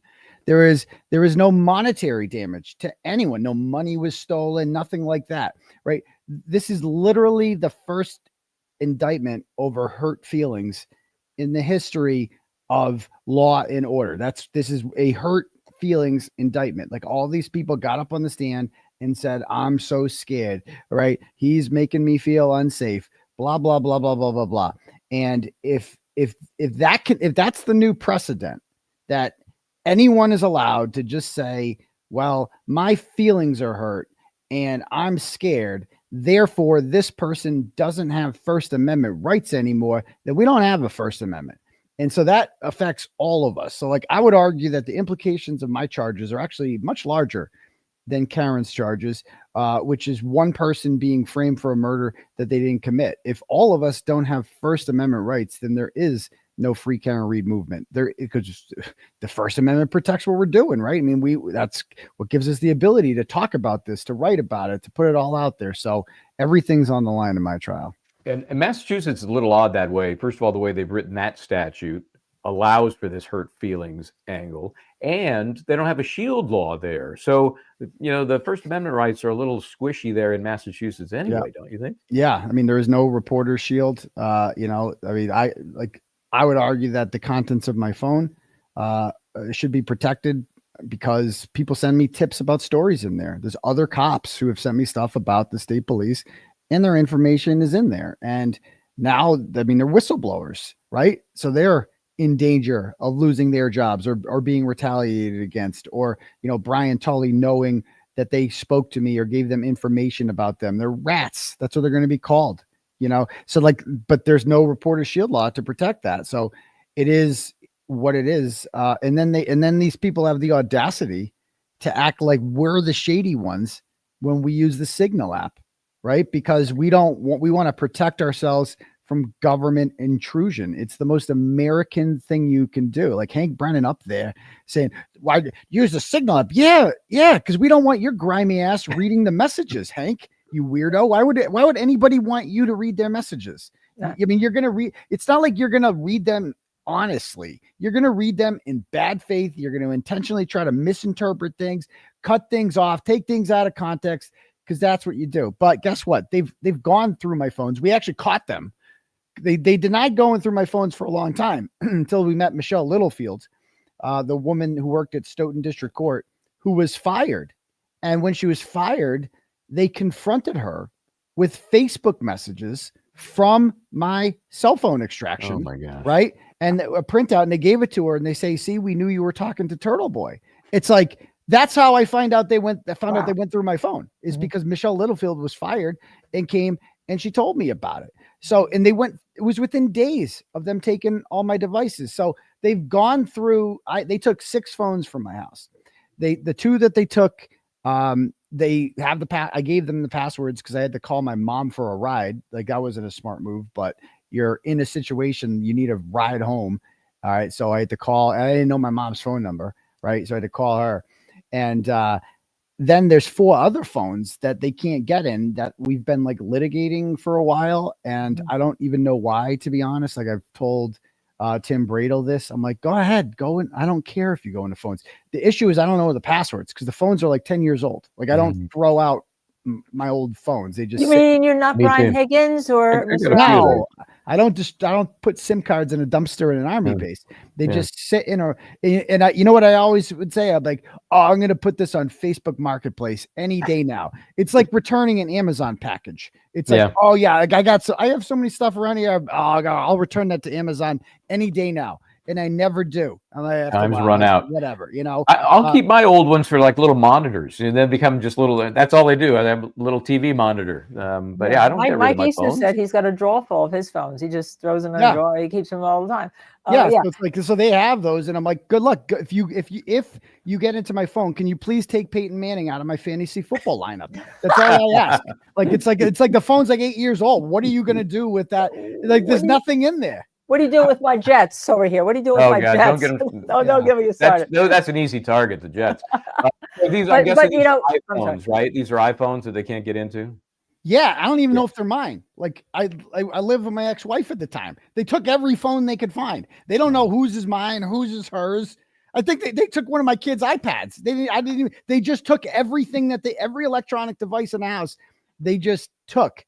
And now they can't get into them because I don't know the passwords. They're old. They're acting like, well, I'm like hiding something in there. I'm like, no, dude, I don't give a shit. You go through those. First of all, the search warrant only covers data from April of 2023 till October of 2023. Those phones have been out of commission long before 2023. So there's nothing in there that's even usable if you get into them. So good. Like I'm not hiding anything. I'd like to speed this process up. I don't care if you go through those phones. Yeah. Like this is how pathetic you are because you have my two most recent phones, right? And there's nothing incriminating them. They have all my messages with David Yannetti, Alan Jackson, and Karen Reed. They got them all because Karen Reed and I would talk on text sometimes, right? The Signal ones they can't get because they're encrypted, but the regular text messages, they put a couple of them in footnotes. Cosgrove did, and they're like not nefarious at all. Like they're just like us. I went through and I read all my messages with Karen Reed from my cell phone extraction that they finally give back to me, and it's like 90% of the time we're talking about the Canton Board of Selectmen meetings because that was when like people were going down there and like roasting Chris Albert. And, you know, all the middle-aged white women at Canton are down there, Rita Lombardi and everything, just giving it to them in the public statements every week. And we would just send the videos back and forth and laugh about it. Like that's 90% of our messages. Like, oh my God, look at this. This is crazy. Yeah, I don't want something to get lost here for people that are watching. The Bar Association, by the way, if you watch that trial, you sound like Hank Brennan signals something bad. The Bar Association recommends that when you're dealing with anything that's a client relationship or a client issue, you use an encrypted app. As a matter of fact, my retainer agreements have to say whether or not my office has any way to protect calls coming in and emails coming in, whether they're encrypted or all. So that's what you're supposed to do. And that kind of got lost here for people that wanted to say, oh, signal, right? You have to do it as a lawyer or you're going to be sued if one of those secrets gets out. And this got, Signal got kind of a bad rap, but guess what? WhatsApp is also encrypted. And many more people use WhatsApp every day than Signal, but Signal just got kind of a bad, rap. So is Facebook. So is Facebook. Yeah. I mean, Facebook's encrypted too. Like, so is, you know what else is encrypted? A face-to-face conversation because it's not recorded. Like a conversation on the phone is encrypted because it's not recorded. They're acting like any communications that are not memorialized in writing are somehow nefarious in nature. Like that's like, this is like Soviet type thinking that these people are employing. It's very scary. I mean, like these people, I call them communists, and I'm not exaggerating that they're communists to all of these people. They have communist mentality. And when I saw Bukaki on the stand there, he sounds like a communist. He sounds like some agent of the KGB walking around, and he's got KGB mentality. Yeah, he has got Eastern Bloc in him. So let's talk about where your cases are. What's happening, specifically what's happening on 7/7? What's going on? So yeah, I had a meeting the other day with Betterow and Bradle, and we just kind of outlined, all our game plan about stuff that, I guess on the 7th, I think we have a couple motions we're doing, but I'm not entirely sure yet. But one thing we're doing is like scheduling stuff. Like we got a wish list of stuff that we need. Like for instance, so we got in December a whole bunch of text messages, screenshots of text. We asked for all of Morrissey's communications after we found out he was using a burner email. So we wanted all his emails, right, and communications with all of the McAlberts and all that good stuff, right? Isn't that rich? He was using a burner email as the head of the prosecution in Norfolk County, and they're going after Karen Reed and Alan Jackson for such a good point. Such a good point. The district attorney himself is using a burner email to hide himself, but we're the shady ones, right? Like we're private citizens doing that. He's the government doing that. The government is hiding its communications, right? Biggest, most powerful law enforcement official in the whole county. So we wanted all his communications, and what we got instead was a stack of printouts of text messages, most of which are from the perspective. They're screenshots of Steve Nelson's phone. He just screenshotted all his messages with Kerry Roberts, with Jennifer McCabe, and then we got a couple group messages with we can't even see who's on it. There's like 7 bubbles, but one of them is MM for Michael Morrissey. Another is YB for Yuri Buchanan, JF for John Fanning, BT for Brian Tully, and MP for Michael Proctor. So we get the gold mine with this one. Like, this is an awesome one. And we have a communication with them from like August of 2023 after the Lucky Loughran article came out, and you get to see their reaction to it. But you also get to see, and these are impounded, so I can't even share these, right? Like, which is ridiculous. Talk about cloaking everything in secrecy, right? You get to see one of these messages is in our motion to dismiss, and we had to redact it. And it's literally, wait till you see it. It is a smoking gun. That this we're going to go for that. This entire thing, with these entire charges, was just Michael Proctor having a bitch fit. That's all this was. And just like, we have the guns. Why aren't we arresting him? Why aren't we doing, like, why don't we do something about this? Because I'm mad. They're just mad. He was just mad. He was having a bad day. We've seen in his other messages how emotional he can get. He was just having a bad day because I wrote about him again. And he's like, why aren't we arresting him? And then they did a month later. Like, that's literally in writing.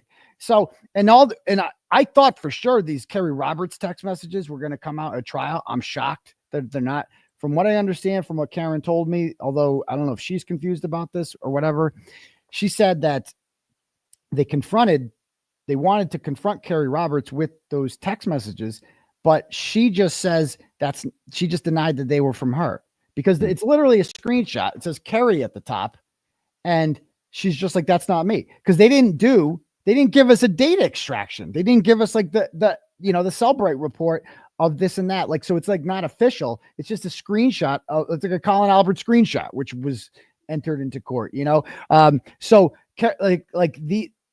these, wait till you see these messages. I'm telling you, like, they are so shady how the Norfolk County I'm talking in the days leading up, while the grand jury was going on against Karen Read, afterwards, the months afterwards, before I got involved, and then the messages after I got involved. So that's one thing we're going to ask for probably on July 7th is, this is bullshit what you gave us. You guys gave us a bunch of screenshots from Steve Nelson. We want the data report from his phone and from Michael Morrissey's phone. We want them all. We want everything. We want all your communications about this, because you guys are clearly hiding something. And we also haven't gotten a response about Kate Peters' involvement in all this, right? We've demanded, like with the Betterell letters, we demanded this stuff a long time. They're just not providing it. They're not. So we are going to hold their feet to the fire, hopefully, on July 7th. They're just wasting time. They say we're wasting time. They're not getting us anything that we demand. And Cosgrove's whining that I'm just one guy and I'm really old. And he is. It's like, then maybe you don't do this. Like, you don't have, like, this is, you firstly signed up for this. You're double dipping already on a couple pensions. Now you're triple dipping.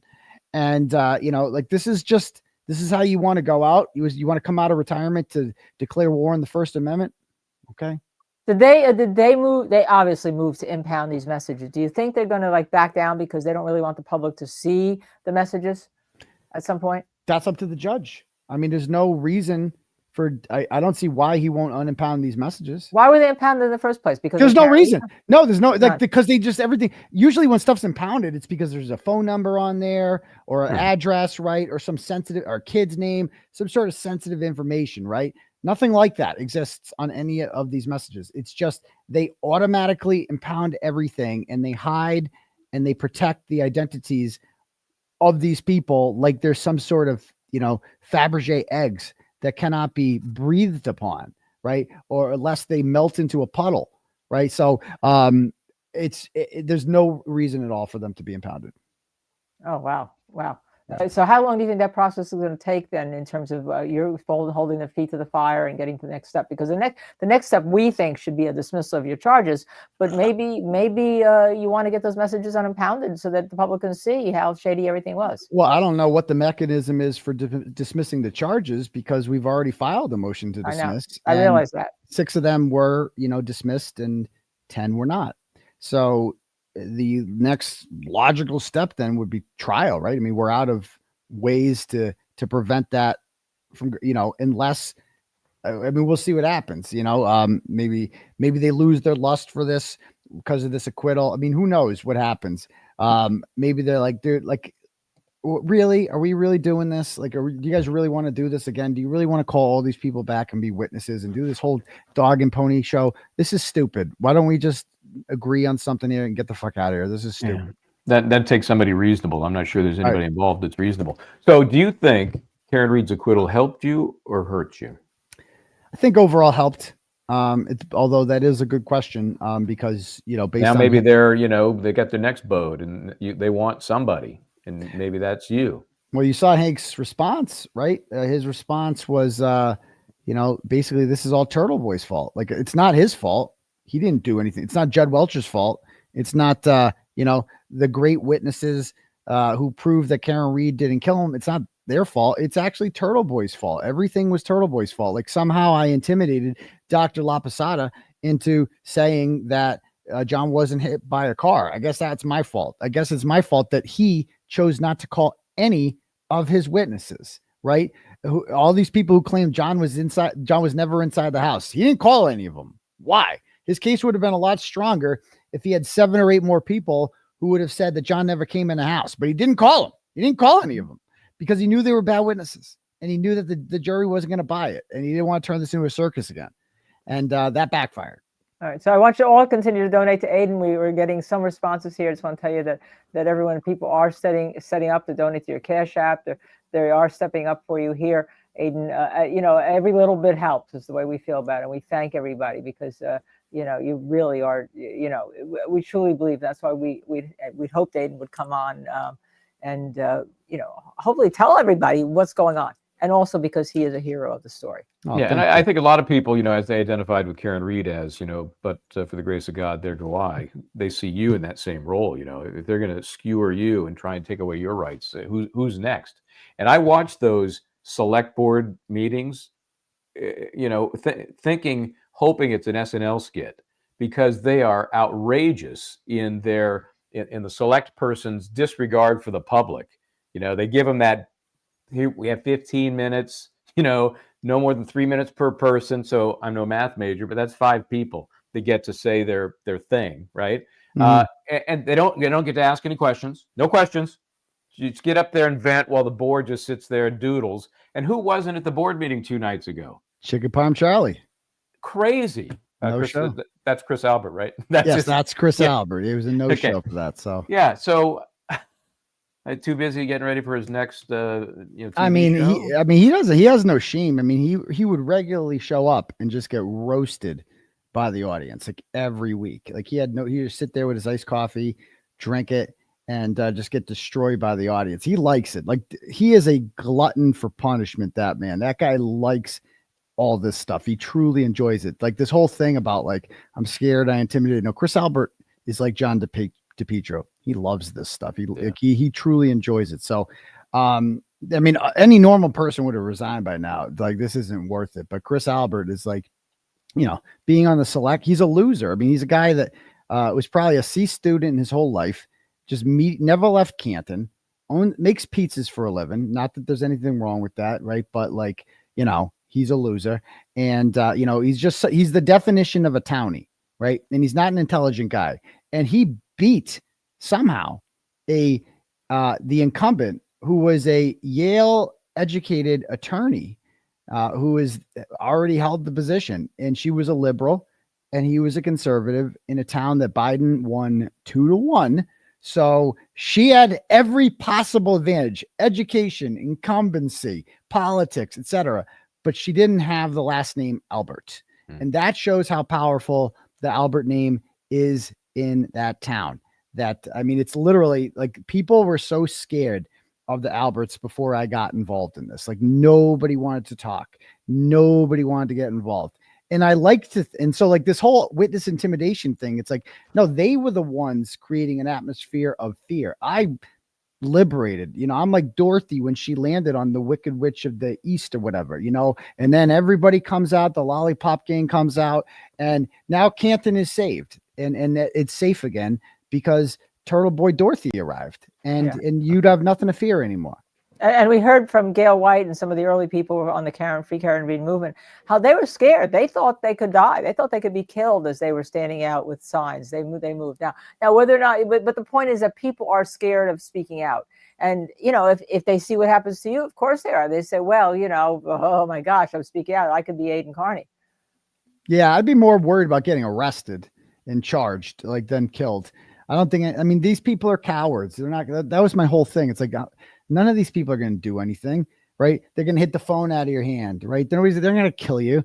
They didn't kill John on purpose. Like John was an accident. Like John was a freak thing, a fight that went wrong, and he landed the wrong way. And then they have no morals or ethics. So they were just like, how can we save ourselves? Like, how can we blame this on someone else? So, there was two more people this week have been charged with witness intimidation. Eric D. I don't know how to say Eric's last name. He's like a regular with the boots on the ground people. He was holding a sign, I guess, that said, "I love Canton," outside of Chris Albert's pizza shop. And then our friend Rich Schiffer, again, the Rubber Ducky kingpin, he was holding a sign that said, I think, "Resign Chris Albert." No one was holding a sign related to John O'Keefe or Karen Read. They were holding signs related to town politics, right?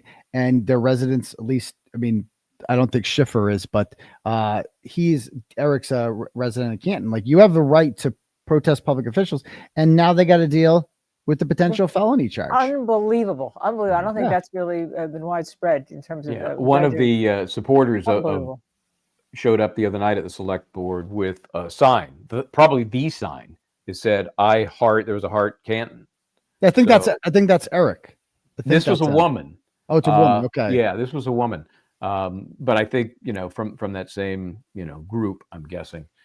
That's just, I don't even know how you justify doing that. I mean, what's the thought process from the law enforcement angle that says this person needs to be charged because they're speaking out in the weirdest way, if you want to construe it that way, against another citizen, which is it's the power dynamics. Chris Albert's calling them and making a complaint.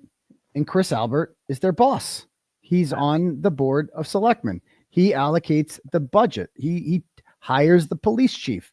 He's in charge of promotions. Like, he is in charge of the police. I mean, it's just, so that's the power imbalance, is he uses the police department, which his brother works for, as his own personal security system. And anyone who bothers him and annoys him, he pretends to be scared of, and he pretends to be intimidated by, and he cites this statute that he uses as a toy and that the government has enabled him to do. And he just has anyone he wants charged. I mean, they didn't learn with the Canton 9. They tried charging them. Canton 9 won, right? They didn't learn with Rich Schiffer. They spent 6 months doing surveillance and jumping in dumpsters and filing subpoenas and getting search warrants for his devices and his text stream data and all this stuff and all this work. And it was dismissed on the first day. It's like they haven't learned their lesson. And Buchanan, with all of his going around trying to charge all these little old ladies with witness intimidation, everything has been thrown out, yet they still try. It's like, what? After a while, it's like I think they feel enabled by this fake Canton police audit, which, is just filled with lies about me and others. Right. They posted a picture of me outside of court. It says, a social media blogger confronts Helena Rafferty. She stared me down. I'm standing at the bottom of the stairs like I always do. And she happened to be there today. She's staring me down, whatever. So it was fake. They know that nothing's not gonna happen to them. And so they just keep going ahead like nothing. Well, I'm not going to give them a pass. Okay, fine. They're worried about losing their job because Brian Albert might say bad things. Or so what? Have some balls, cops. Say no. Say no. Follow the Well, they law. don't appear to have I it. know they don't. Why don't they? Yeah. Suck it Well, up. Hold Go on get one another second. job. I just got to make sure this isn't better. Hold on. Hey, is this Mark? Hey, I'm on the Mike Bryant show and Linda Kenney Baden. Can I call you right back? Okay. Well, All right. Bye. 10 minutes. You can get back to Mark. 10 minutes. Yeah. I do have a question. I have a question totally unrelated to anything. The prosecutor, the special prosecutor. Why the F did Hank Brennan take this? Does he want to be a judge? Because really, I mean, you think representing Whitey Bulger was bad. This is really bad if you want to have any name for your kids to be proud of, in my opinion. Why did Cosgrove? No, Hank Brennan. Oh, why did Hank Brennan take? Oh, that special prosecutor. That one. Because he wanted to become district attorney. That was my theory. He lives in Dover, which is in Norfolk County, and he was thinking that like he's pals with Morrissey, he's pals with the Krauskis, they're like his advisors, and they're like, just see, you're Hank, you're like super lawyer. Like if anyone could do this, it's you. You can do this. You can convict her. You can get justice for John O'Keefe, and then you can use that to run for district attorney in 2026. That's why I think he did it. Interesting. How about Cosgrove? That didn't work out. Yeah. Cosgrove did it because they couldn't find anyone else. I mean, Mello was like their 100th choice. And then he was a disaster. And then he got sick. And so he's not around. And then they needed someone. And they're like, well, we can't find like a real lawyer to do this. So why don't we call this boomer judge out of retirement? And, maybe he can whip something up here. I mean, do you really think, how many ADAs, whatever they call them are there in their office? 40, 50 in the county? Yeah, I think it was like 70, someone said. It's a lot. So they can't possibly use any of those people? I mean, yeah, some are going to be too immature or inexperienced. I get that. You still got to have 30 or 40 that are qualified. Yeah, you'd think so. I don't get that. I don't get it. Yeah. All right, so everyone donate to Aiden's Defense Fund. We have it up there. I see those. I see our super chats are doing that.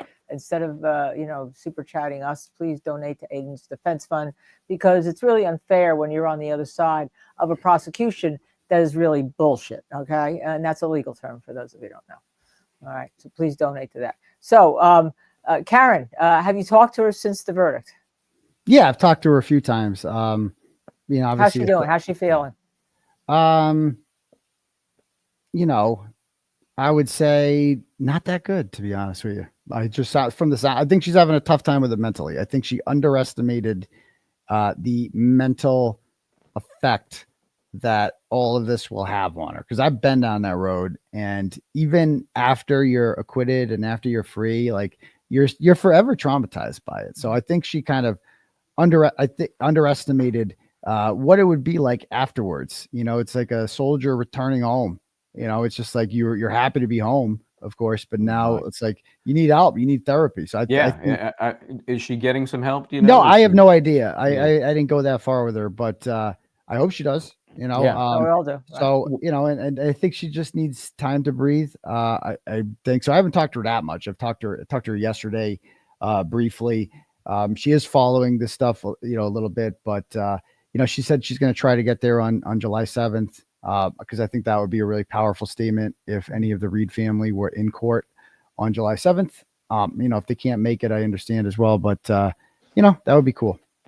Yeah. Well, you got to imagine 3 years she's been, adrenaline rush day after day after day. It's like being in war, and then she's now been returned, or prison even. She's and now you still have to worry about Morrissey. society. Right. You still have to worry about Morrissey because you can't trust these people as to what they may try to do. I mean, that's my view.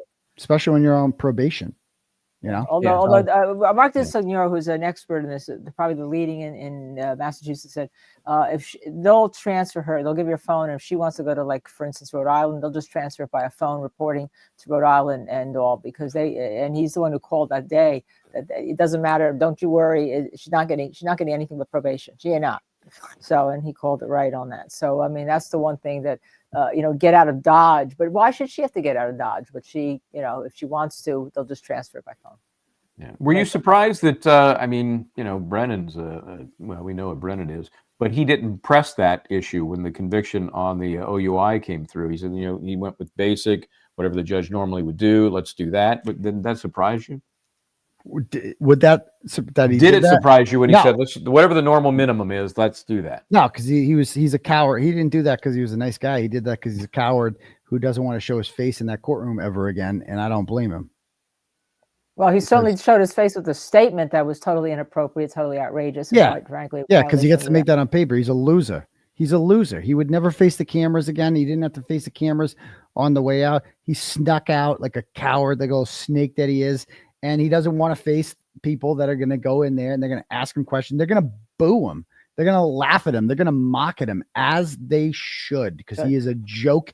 And I hope his career never recovers as a result of this. So They knew before the verdict, they knew that they had to get him out of there, and the whole prosecution team, because they had those squad cars, queued up right at the curb. Yep. So no matter what the verdict was, that was before the verdict, they put them in place. Yep. So no matter what the verdict, they had to get him out of there. It was like to protect him. Where's the like he needed bulletproof glass or something. They were really concerned about him, I guess. Yeah, run, Spanky, run. Yeah. Well, Ashley has this question, and I think it's related to the fact that when we saw your hearing and there was the court, and Brennan was on the screen when you were in court at the hearing during Karen's trial, we saw his face on the screen. Did he come into the court by Zoom? And so somebody wants to know, Ashley wants to know, is there a chance that Brennan would be allowed to take over your case, the case against you?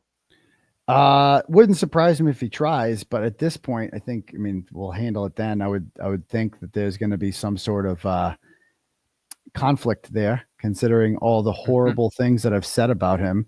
I mean, it's like, how is he not completely biased by the time he takes his case on? I've said the most horrible things about him, and he deserved everything I said. So I don't see how there wouldn't be a conflict there if he took that on. Yeah. And we had a show last night on Sandra Birchmore. Any indication that you'd be covering that? What's to cover? He's already been arrested, right? I mean, the Sandra Birchmore case, it's great, I mean, but the bad, I do exposing bad, I do injustices, and Matthew Farrell being arrested is the opposite of injustice. I guess people were concerned that the Massachusetts Attorney General and the Norfolk County DA, they didn't do shit. And there are other culpable that too. parties. Yeah, and they're not going to do shit. It's like, and we could complain about that till we're blue in the face, but elections have consequences. This is why we have elections. So we got to vote them out next year. Yeah.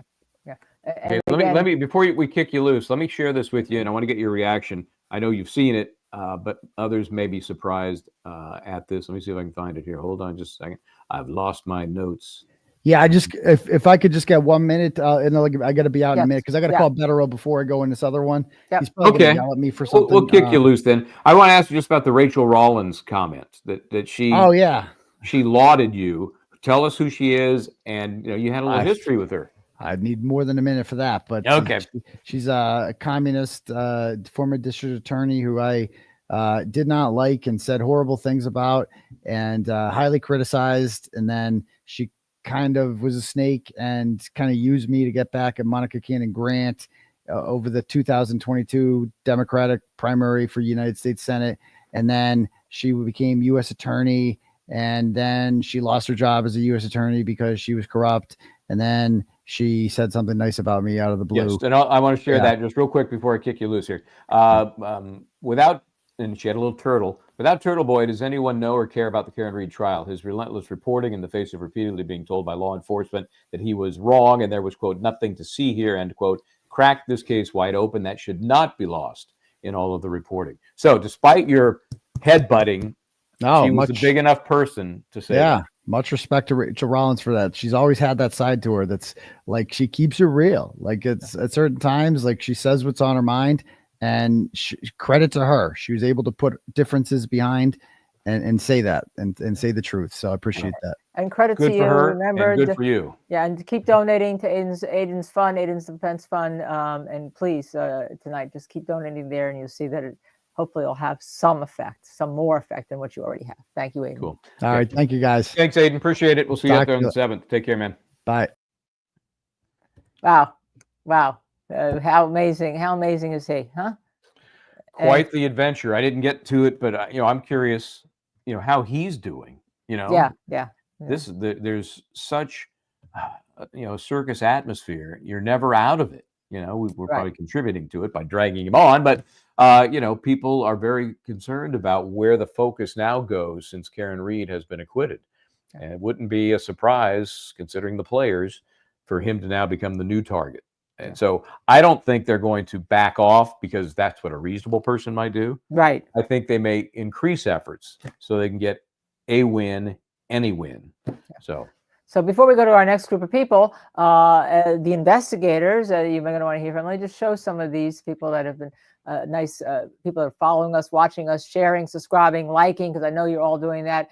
S. Rhymes became a YouTube member. Thank you so much. Thank you. Hope at 8 Fear became a new member. Thank you again so much. Jay Coop donated. Thank you all for all you do. I'm still crying. I think a lot of people are. Again, Hope for 8 Fear, another Justice Served TV membership. Donnie, not Wahlberg, another Justice Served TV membership.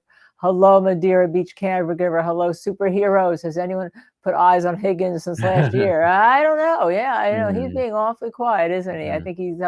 Mike Easter said he has a lawyer. Larissa Harris, hi, brother counsel, just posted a thumbnail that Judge Lou is at it again. I'm petrified to even look at this last false inflammatory delusional comment. Can Linda Michael comment on it? I don't have enough information to do that. Likewise. No, sorry. We'll take a look at it, Larissa, and take for next time. Sue E. Generous, thanks, Linda Michael, Superstar Minds Lawyers. We gave you Aiden's defense fund. Is Brennan the new Margie? I'm a Pop-Tart. Lolita is Brennan the new Roy Cohen. Oh, very interesting. Yeah, very interesting. Let's see comparison. Let's see if he. I don't know. Is that an insult to Roy Cohen? It may be. Meatball Morrissey, Skittle Skane, Mr. Better referred to Lally McLaughlin as two potted plants. Laudner Amber gifted 5 Justice Served TV memberships. And then I showed you some of the people that have, I've read their names before. They donated to Aiden, and please pass the pepper. Also, journalism is not a crime, supporting Aiden's activism. So again, if you, have the ability, go to his website and donate to him. So right now, Michael, we're going to move to the third part of our show. That's right. It's been with all your followers, and that's our crime investigators. We have Stephen Plord, who's been with us. He's a crime scene accident. You name him, I'll bring him on. Okay, crime scene accident reconstructionist. He's been on our show. You know him well. Crash Lord Plord is what we've indicated to him. And Stephen was supposed to be on earlier, but he was kind enough to move later because we were kind of running a little bit over time. Actually, it'll work out better because he'll be with the investigative portion. And he's 45 years, I said, with the state, really with the cops. And he called us right away. He said, this innocent. This should be an innocent, right? It should be not guilty. You called it right away. I would note that. And this is from a family that's involved in law. Your wife is a lawyer. Your brother is the assignment judge in Imperial County, my co-counsel on Spectre, but with the law, and called it and said, Judge Welcher, the ARCA people, you go to the same conferences, and Welcher didn't go far enough. He started with the blue paint, but he had to do more, and that the ARCA people, I know you texted me in the middle, were fabulous. So with that, the jury also pointed out that the paint test was not very persuasive. Yeah, sorry, go ahead. Pointed out. And of course, we have one of the great crime scene investigators of all time, Cheryl McCollum. Cheryl, I call her Cheryl. Everyone else calls her Mac. Let me just get this. Let me get this. Get rid of that cover. We're hiding her. There she is. Yeah, somebody got rid of the cover. Thank you. Who has graced us with this. And we're hoping Dr. Priya Banerjee will be on with us. She was. Well, there she is. And there she is. There we are. So this is our last segment of the show. It's a great segment because these are the people who all said this should be a not guilty. Dr. Banerjee, a board certified forensic pathologist, Cheryl McCollum, who, by the way, is in law enforcement and was at it. So Cheryl, I want to actually start with you because you haven't had a chance to be on this show since we initially talked. Your thoughts? It's the right call. It was the only right decision. There was zero evidence of a murder. There was zero evidence that she did anything intentionally. There was zero evidence the car was involved. I mean, when you have a murder case and you don't have a medical examiner, you don't have a forensic pathologist, you don't have any death investigator that can give you a cause or manner of death, you don't have a homicide. That's pretty simply put. Stephen, your thoughts? Well, I think the call was right. And one of the things I've been watching a lot of the news here and there, And I'm really interested in what Brennan had to say, and I just can't believe what he says. I really can't believe Well, it. tell us what can't you believe? What was it? The justice system. You put forth your best evidence to the jury, and the jury makes a decision based upon all the available evidence. And then he says he accepts it on the day of the verdict, but then he comes up with this statement the other day, and Mr. Jackson came back and refuted it beautifully, I'll say. Mr. Brennan, his defense lawyer, as my understanding is now, he would love a verdict like this. If the evidence isn't there, you have to acquit. And that's what it was. The evidence wasn't there. Another thing I was thinking about is, and Mac was saying something about the taillight. What if the taillight was broken some other way, some other time before, and Karen didn't know she broke it or somebody else hit it? And that's why there's some evidence of the broken taillight, but not the big evidence where all the undercarriage or underlying part of the taillight is exposed. And it's just unbelievable. But I think it was a just verdict. Yeah, not guilty is absolutely the right call. Talking to the juries, listen to the juries as they talk. They didn't think the car was involved in the crash, and Right. I think Mr. Jackson and their team did a great job and presented that. And Dr. Banerjee, Priya, hi. All right. Hi, how are you? I said that for a state, the state normally could go out and hire whoever they want. That they couldn't get a board certified forensic pathologist in the whole United States of America. Let's expand that in the whole world, because they could have gone to England too, to say that there was a collision. And one of the jurors said that, hey, wait a second, their own medical examiner, is it normal to bring a case for homicide when their own medical examiner didn't say there was a homicide? So apparently your profession was the star of this show. Dr. Banerjee, your thoughts? Yeah, I mean, I think it goes both ways. So undetermined is in my expert opinion, is the right call here. I've said it all along. I think it's a very difficult place to be when it's hinging on the H word, as I say. I don't use the H word, homicide word, lightly. When the injuries are there, right? That they're there, but as was made clear in this, and I've commented not in the trial, but on court TV, that there's multiple different scenarios, and you could see that this is the gray zone of forensic pathology, right? How did these injuries occur? And there's multiple possibilities. And if the investigation can't clear that up, undetermined is correct. And I called it from the beginning, informally, my friends and I were saying, what do you think the verdict will be? And I said, she's going to be found guilty of drinking and driving. And that's the only thing that can be certain. And so I do agree with the verdict. I think even when you look at the reenactment, and I was with Mac and we were talking about it, that the blue paint video, whatever you want to call it, for the prosecution is I'm sorry. That is too big. He's very, very involved in this case. I'm sorry. Could you repeat that, Dr. Banerjee? Because that was Tubi the Poodle, who's been so involved in this case. He's giving his opinion. So just repeat what you said.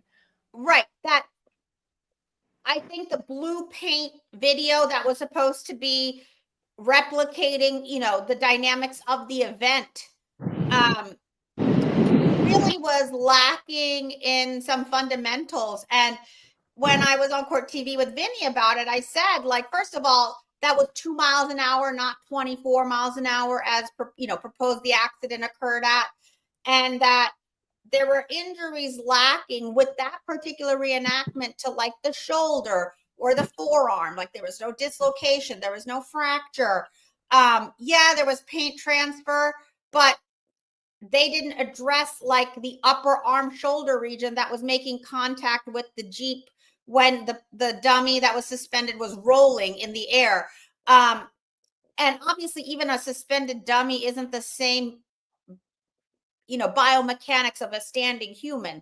So I know obviously we can't run someone over and see if it works, but Although I think there's certain aside, people, I think there's certain there's too people that many the movement holes. would like. I think there's certain people that the movement wanted to. Yeah, maybe at the very Brennan's new end. job will be as a crash test dummy. It'd be interesting. I think it's interesting. If I had hired Wonder Boy Welcher and paid him what he was paid, and he brought me the paint test. First of all, I want my money back, but I can't imagine the prosecution saying that's good. That'll be perfect. I can't imagine anybody looking at that and saying that's sufficient to prove anything. All we need. And listen, I have to tell y'all, when I watched the closing and the Commonwealth got up and showed the video of what y'all are talking about, the last thing they showed was this reenactment. The arm is hit, the mannequin spins and falls. Their own video can't place him at the flagpole. I mean, I'm stunned that the last thing you're going to show the jury blows up your whole case. Yeah. Remember in trial 1, Trooper Paul had described that as some pirouette in the air, right? And that's how he landed where he ultimately was found. That's right. But even their mannequin in the reenactment didn't do it. Didn't do it. And let me go to Stephen with that. Stephen, you had said initially on when we first talked to you, had you on, you said there's no way the body lands there. You said it's going to turn around and land in the middle of the street. Right, it's gonna completely rotate, and it's not gonna land on the back of the head. Again, there's no mechanism for a laceration that big on the back of his head in that terrain. At least not that I could tell. So I think what happened was, who knows what really happened, but it didn't happen from a car crash. And I think, were you guys surprised? I get each of your reaction to this, that the jury seemed to approach it that way. Not that, hey, our job is to fill in these blanks. Our job is to hold the prosecution to their burden. And they couldn't put the pieces together, therefore acquittal. Let me start with you, Doctor. What do you think? Were you surprised? I mean, I think it was correct, that if it's not beyond a reasonable doubt, and I mean, I'm not the attorney, that's Linda, but and Michael's an attorney. Oh yes, Michael's an attorney. Wait, I have my bar card there here you somewhere. That's right. I don't know you well enough. He's also an Emmy award-winning journalist, which I am not. So, all right. Let's move along. My apologies, but if there's questions that remain after the evidence is presented, to me as a person who goes to court, but not in that legal, thinking like the attorney, then trying to put myself more in the jury pool, I would think, it's not enough. That's it. And you can't convict someone on probably, maybe, possibly, likely, I mean, whatever adjectives or synonyms you want to think, how you, almost, maybe, 99%, right? You can't, even 99% is not enough. And so that's my understanding. And when you can propose, I mean, just me as an outsider to the case, bringing my knowledge set, I can come up with multiple potential circumstances under which he can get a head injury, a laceration to the back of the head, and then have those head injuries. That right there gives multiple scenarios that, weren't excluded or addressed enough to prove their case. All right. So Cheryl, let me ask you this, going with that. You are a very ethical, wonderful law enforcement officer, right? Have you followed this whole thing with Sergeant Barrows, who's now basically said that the prosecution tried to get him to say something that was untrue with regarding the taillight? And if you have, what are your thoughts? I've told folks that are in the mindset that she committed this crime, tell me what proof you have, and don't start a sentence with I think, I feel, or I believe, because that's not evidence. What evidence do we have? And I think, Linda, if anybody truly watched this case, take Karen Reed out of it. You have a lead detective that did not go to the scene. You have other folks there. Nobody marked the body. Nobody made sure the integrity was intact from start to finish. You don't have a chain of custody. You have evidence that is questionable when they got it, how they kept it. I mean, that shouldn't be. You had somebody sitting on the stand saying, "Oh, there's other things in this bag." What? That was a great moment. People don't understand how great that moment was. Oh, it was unbelievable. And I tell you, all you have to do is say, "Where was the other shoe?" They can't answer that because they never went in the house. They never searched the house. So they don't know where his other shoe was. What did he hit his head on? They don't know. Was there blood on the curb? They don't know. Was there blood in the basement? They don't know. Because they didn't do their job. There is no way you have a dead man on the front lawn of a police officer and people are not banging on his door for his help. And then they're going to need to question him and talk to him. Because you know this man? When's the last time you saw him? I mean, that's an investigation. But I'm going to go back to, you had a lead detective that didn't go. You have a lead detective that didn't believe the medical examiner when she said, this guy looks like he's been in a fight. She could not say homicide. They just disregarded all of that. Not one person there could tell you where he was for sure. They said somewhere over there. Not only that, they called the forensic pathologist at the same two words that they called Karen Read, a whack job. Okay, I guess they use that for women. I don't know. But Stephen, you were the first person who told us, quite frankly, that the crime scene, okay, you had different ways of preserving it. And I think you told us you would have put people out there. You could have waited for the snow to melt, whether it be 4, 5, 6, 7 days, secured that scene, and then seen what was there when the snow melted. I mean, that was, you were very big on that. Talk to us about that, because I see Mac is shaking her head yes. I mean, and you were the first person who told us that. Well, you know, right away you knew you had a dead police officer or somebody's dying in a police officer's front yard. You got to collect the evidence. And, you know, it's in a blizzard. You got to preserve the scene until the available evidence is recognizable.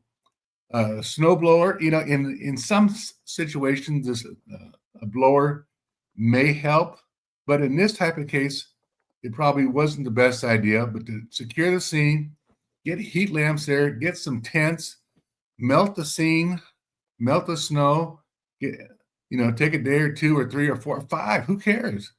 You're spending millions of dollars on this trial, and you got to get it right. And they did not get it right. They didn't take pictures. The minute they found out Karen Read's car was involved because she claimed she had a broken taillight, an officer's to her house 7 minutes away, you know, getting her car right then and there, not letting it get away, taking pictures. It's just 16 hours after the fact, they had already figured it out. And Stephen, you're crazy talking there. Secure the scene. What? Next thing you know, you'll want Bryant Albert to come out of the house in his underwear. Come on. You know, so be it. If I couldn't come out with anything but my underwear, I would. But I'm sure I have pants right next to my bed, and slippers and a jacket. I mean, it's a blizzard. I just got in from the cold at midnight because I went to the bar and from the water bar and came home and partied with the rest of them till 2 o'clock. My clothes are still right there. So that's a lousy excuse. But, you know, securing the scene, going in like Max says, going into the house, talking to the people. Where was this guy? Where was Mr. O'Keefe? Well, he was supposed to be here. Can we take a look around? I mean, it's part of the investigation. And tell them he never came in the house. Tell him the guy never came in the house. To me, that's the core of the big conspiracy, because there's been a lot of discussion that how could anybody keep all of this straight? And I believe that Albert, in his most recent interview, said it would take 30 or 40 people that were all on the same page to keep this story alive. Well, it would not. It would take the core of people that we know were there to say one thing: the guy never came in the house. Right. That's it. Right. And when Higgins and Albert got rid of their phones, I about crapped my pants. I said, why did that happen? Is that a scientific turn. Very, Judge very Kraft your scientific. pants. I said, Mac is dying here. Mac is dying here. And I know you all watched the interview that we had with Mike Easter. The two of them, who was the expert that the jury didn't hear from about what you're doing. And the first thing you're not doing is you're not getting rid of your cell phone if you're an ATF agent with the SIM card. Mac, talk to us. Y'all, this is a federal agent. Do you know the contacts in his phone?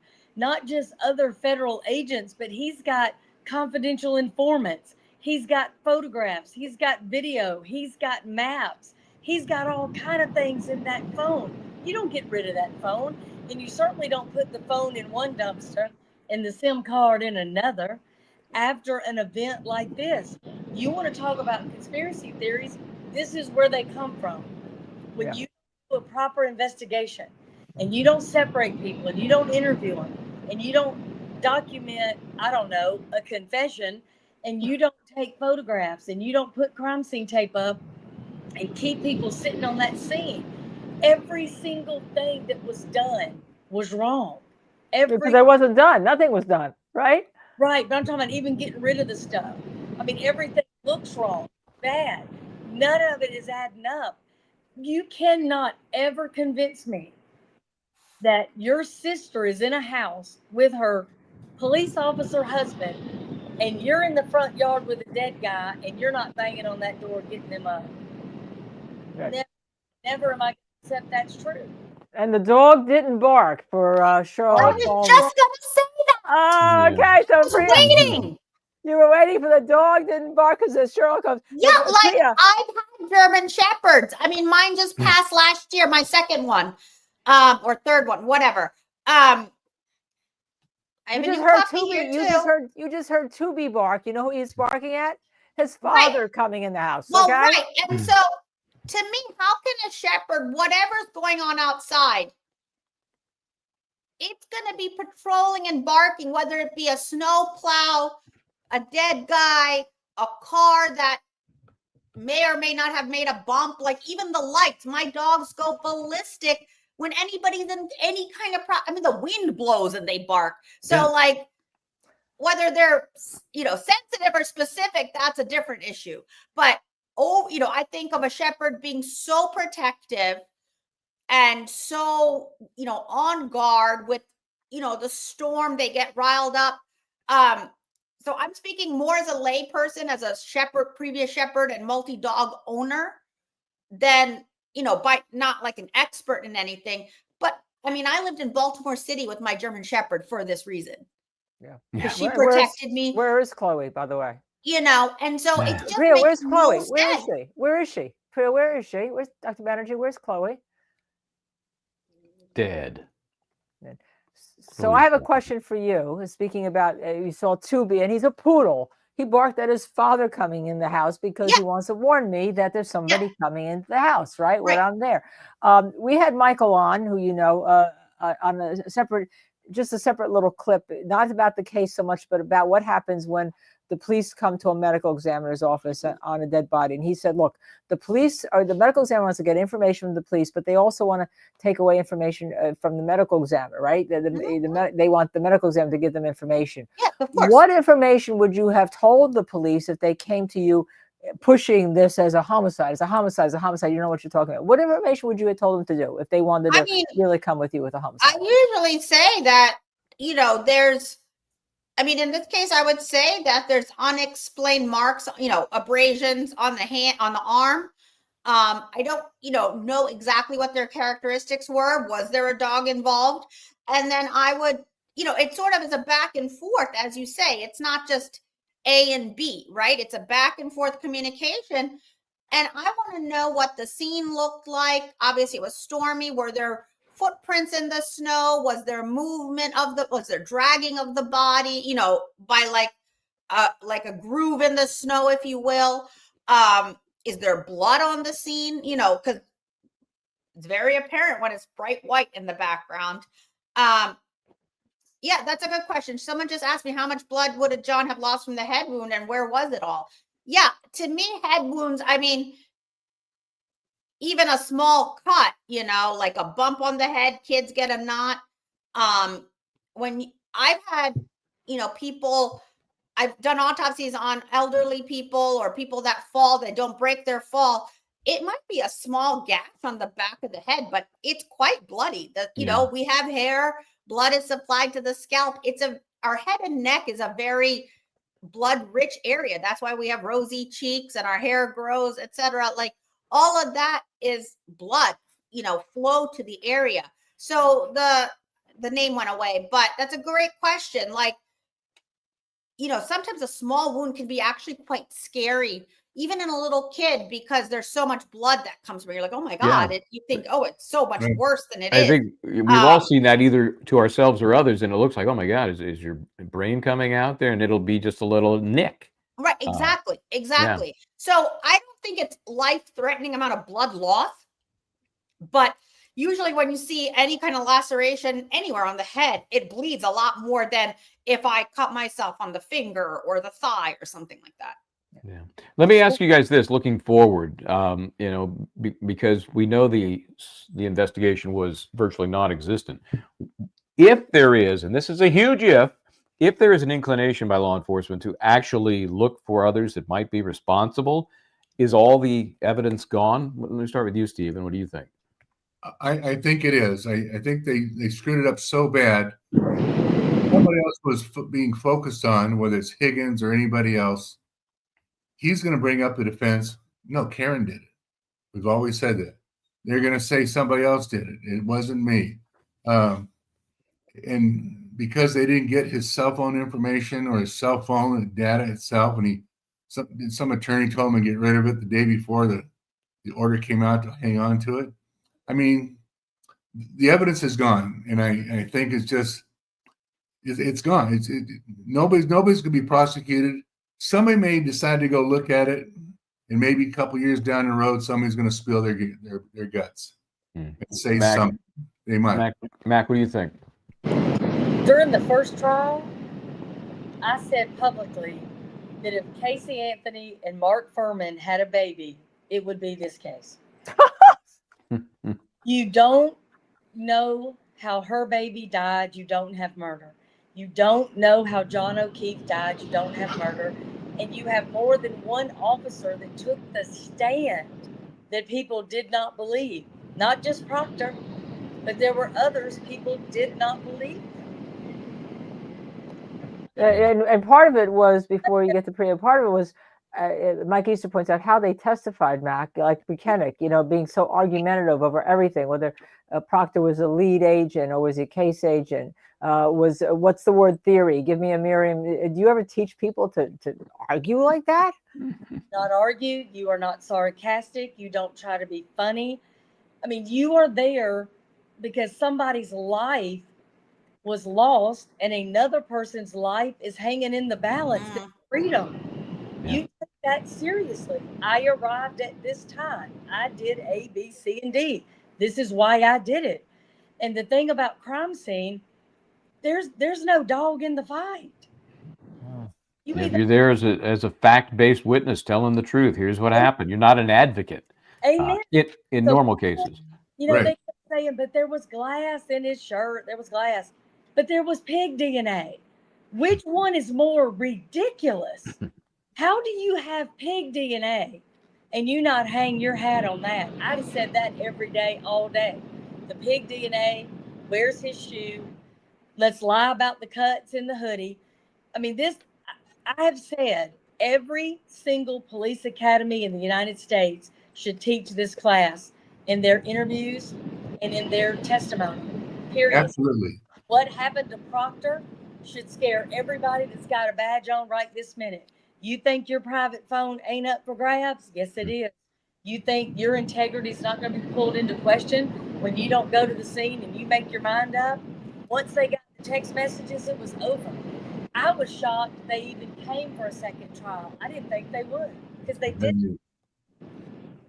Yeah, and as we wrap this up and kind of look into the future, Dr. Banerjee, let me get your take on this from a medical perspective. Has whatever investigation that was done, has it ruined any chance to get medical evidence that would really help lead to what happened? I mean, I think the redeeming facts or the redeeming part of this was the autopsy. I think it was a quality exam.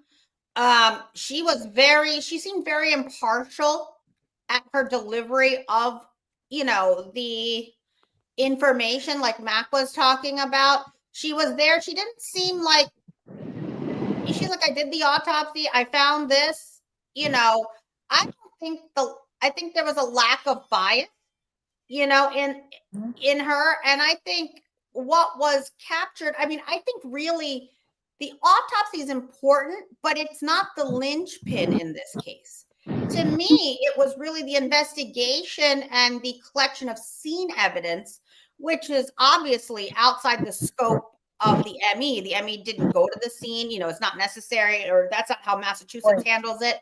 And so, again, I mean, I sound repetitive, but I think they want the ME to make up and call it a homicide for all the deficiencies that existed outside of the ME's portion of this case. Yeah. Okay? So what I'm And getting so- from all you guys is that, assuming, and this is a big assumption, that they would even enter into a further investigation, that the chances of finding what they need are slim and none based on their actions in the initial investigation. And that's unfortunate and that's sad. But I don't know that they'd even attempt it. Really is. And one of the things that really drew me to one of my conclusions, 37 scrapes and cuts and only 9 holes in the sweatshirt. That to me, that was just, that alone is enough to say it couldn't have been the taillight. But to get 37 scratches, he would almost have to have his shirt off to get the scratches and put the shirt back on. Or I don't know. There's too many unanswered questions. Yes. But this never should have gone to trial. Even the first trial, we did the best we can. We screwed up because we didn't document it properly. And it's unfortunate somebody died. Nice police officer. He sounded like a great guy. And he had a great life and taking care of 2 of his sister's kids.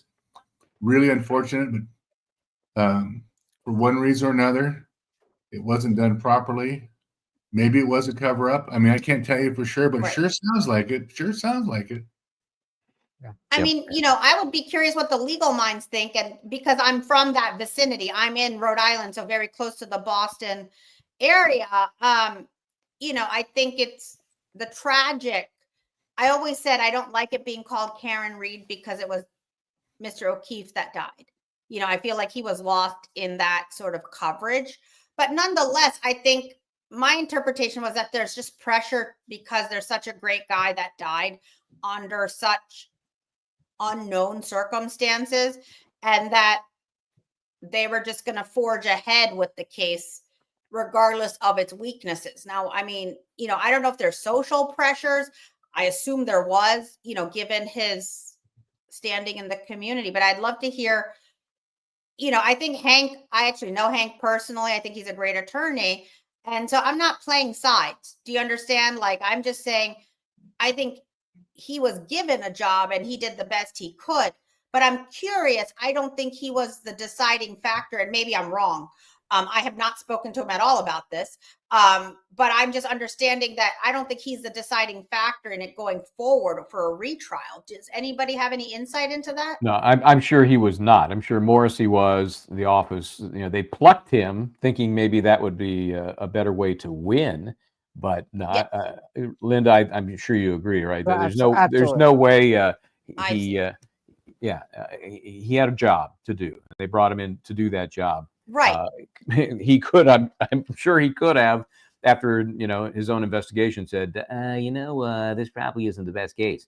But we know he didn't do that either. So I do blame him on that front. If he came in independent, looking at this case before he would try it, he had an ethical obligation to make that known to the powers that be, if he felt that, and if he felt it was the right thing. How he couldn't feel that was the right thing to just end this, I put on him.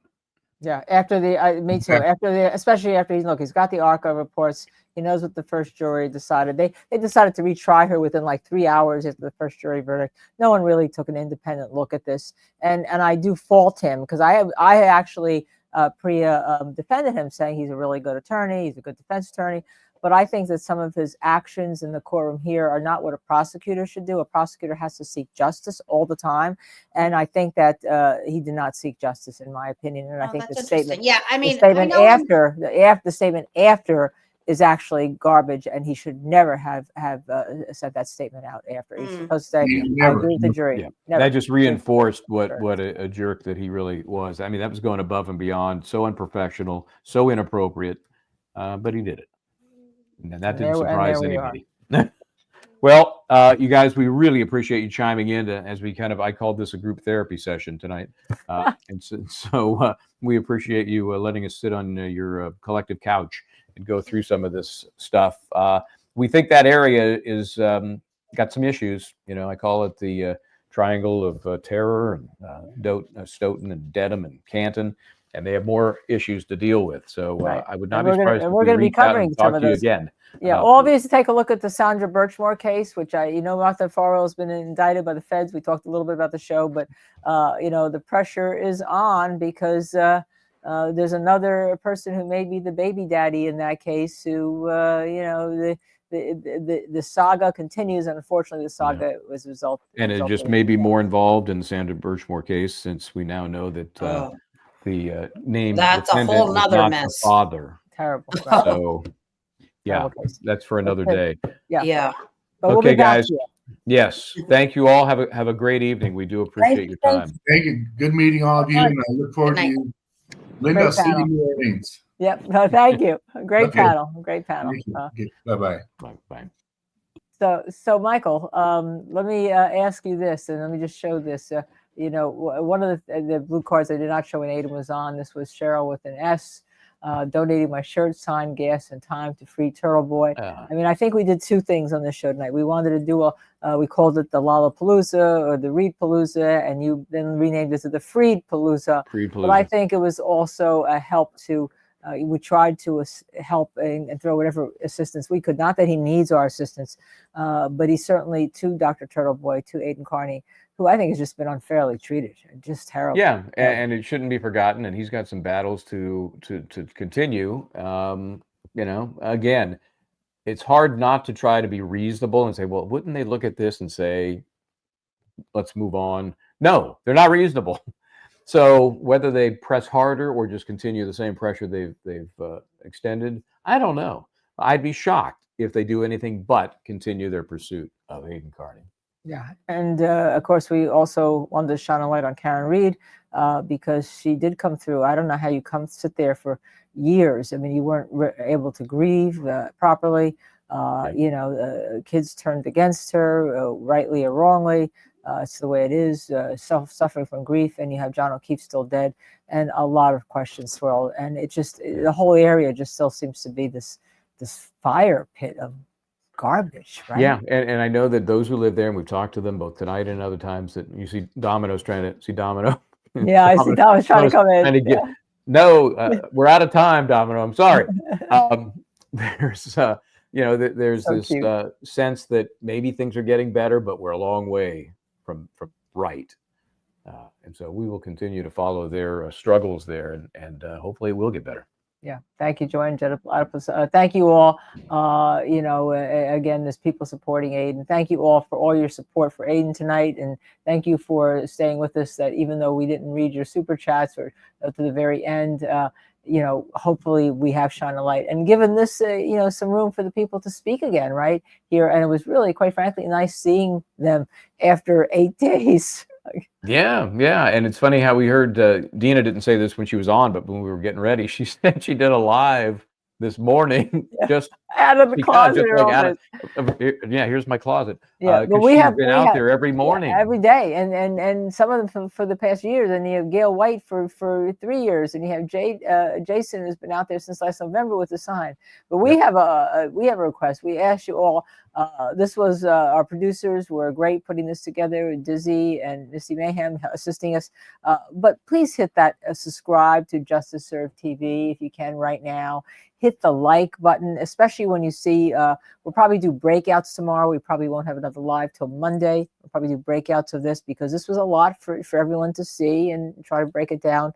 And the share and the notify. And because someone today tweeted X at me that even though they hit the notify button, they don't get notified. I said, Yeah, try that's it on always the been a iPhone. crapshoot. I don't Yeah. understand that. Yeah, I start getting it on my phone, but if I've hit it on my computer, it doesn't work. But get us into that algorithm. We're almost at 20,000. Yeah, we got about 400 until we hit 20,000. So, Yeah.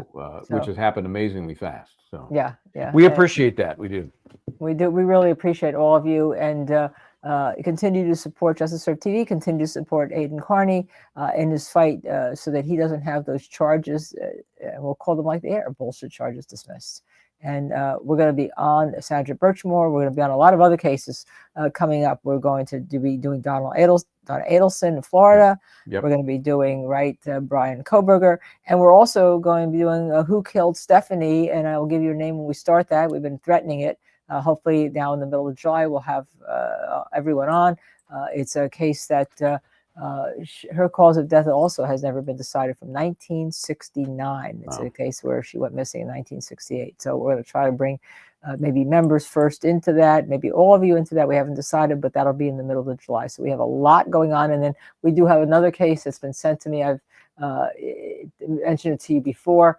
Out of Boston that hasn't also been solved for 40 years. And we're going to take a look at that and maybe do some cold cases also with tape statements. And then so you can chime in and give us your opinions and we can go from there. All righty then. So till next time, I'm Michael Bryant. Try to do the right thing. And I'm Linda Kenney Baden. Hit the share, like, subscribe, and notify. And together, Michael and I are Justice Served TV, and we'll see you around.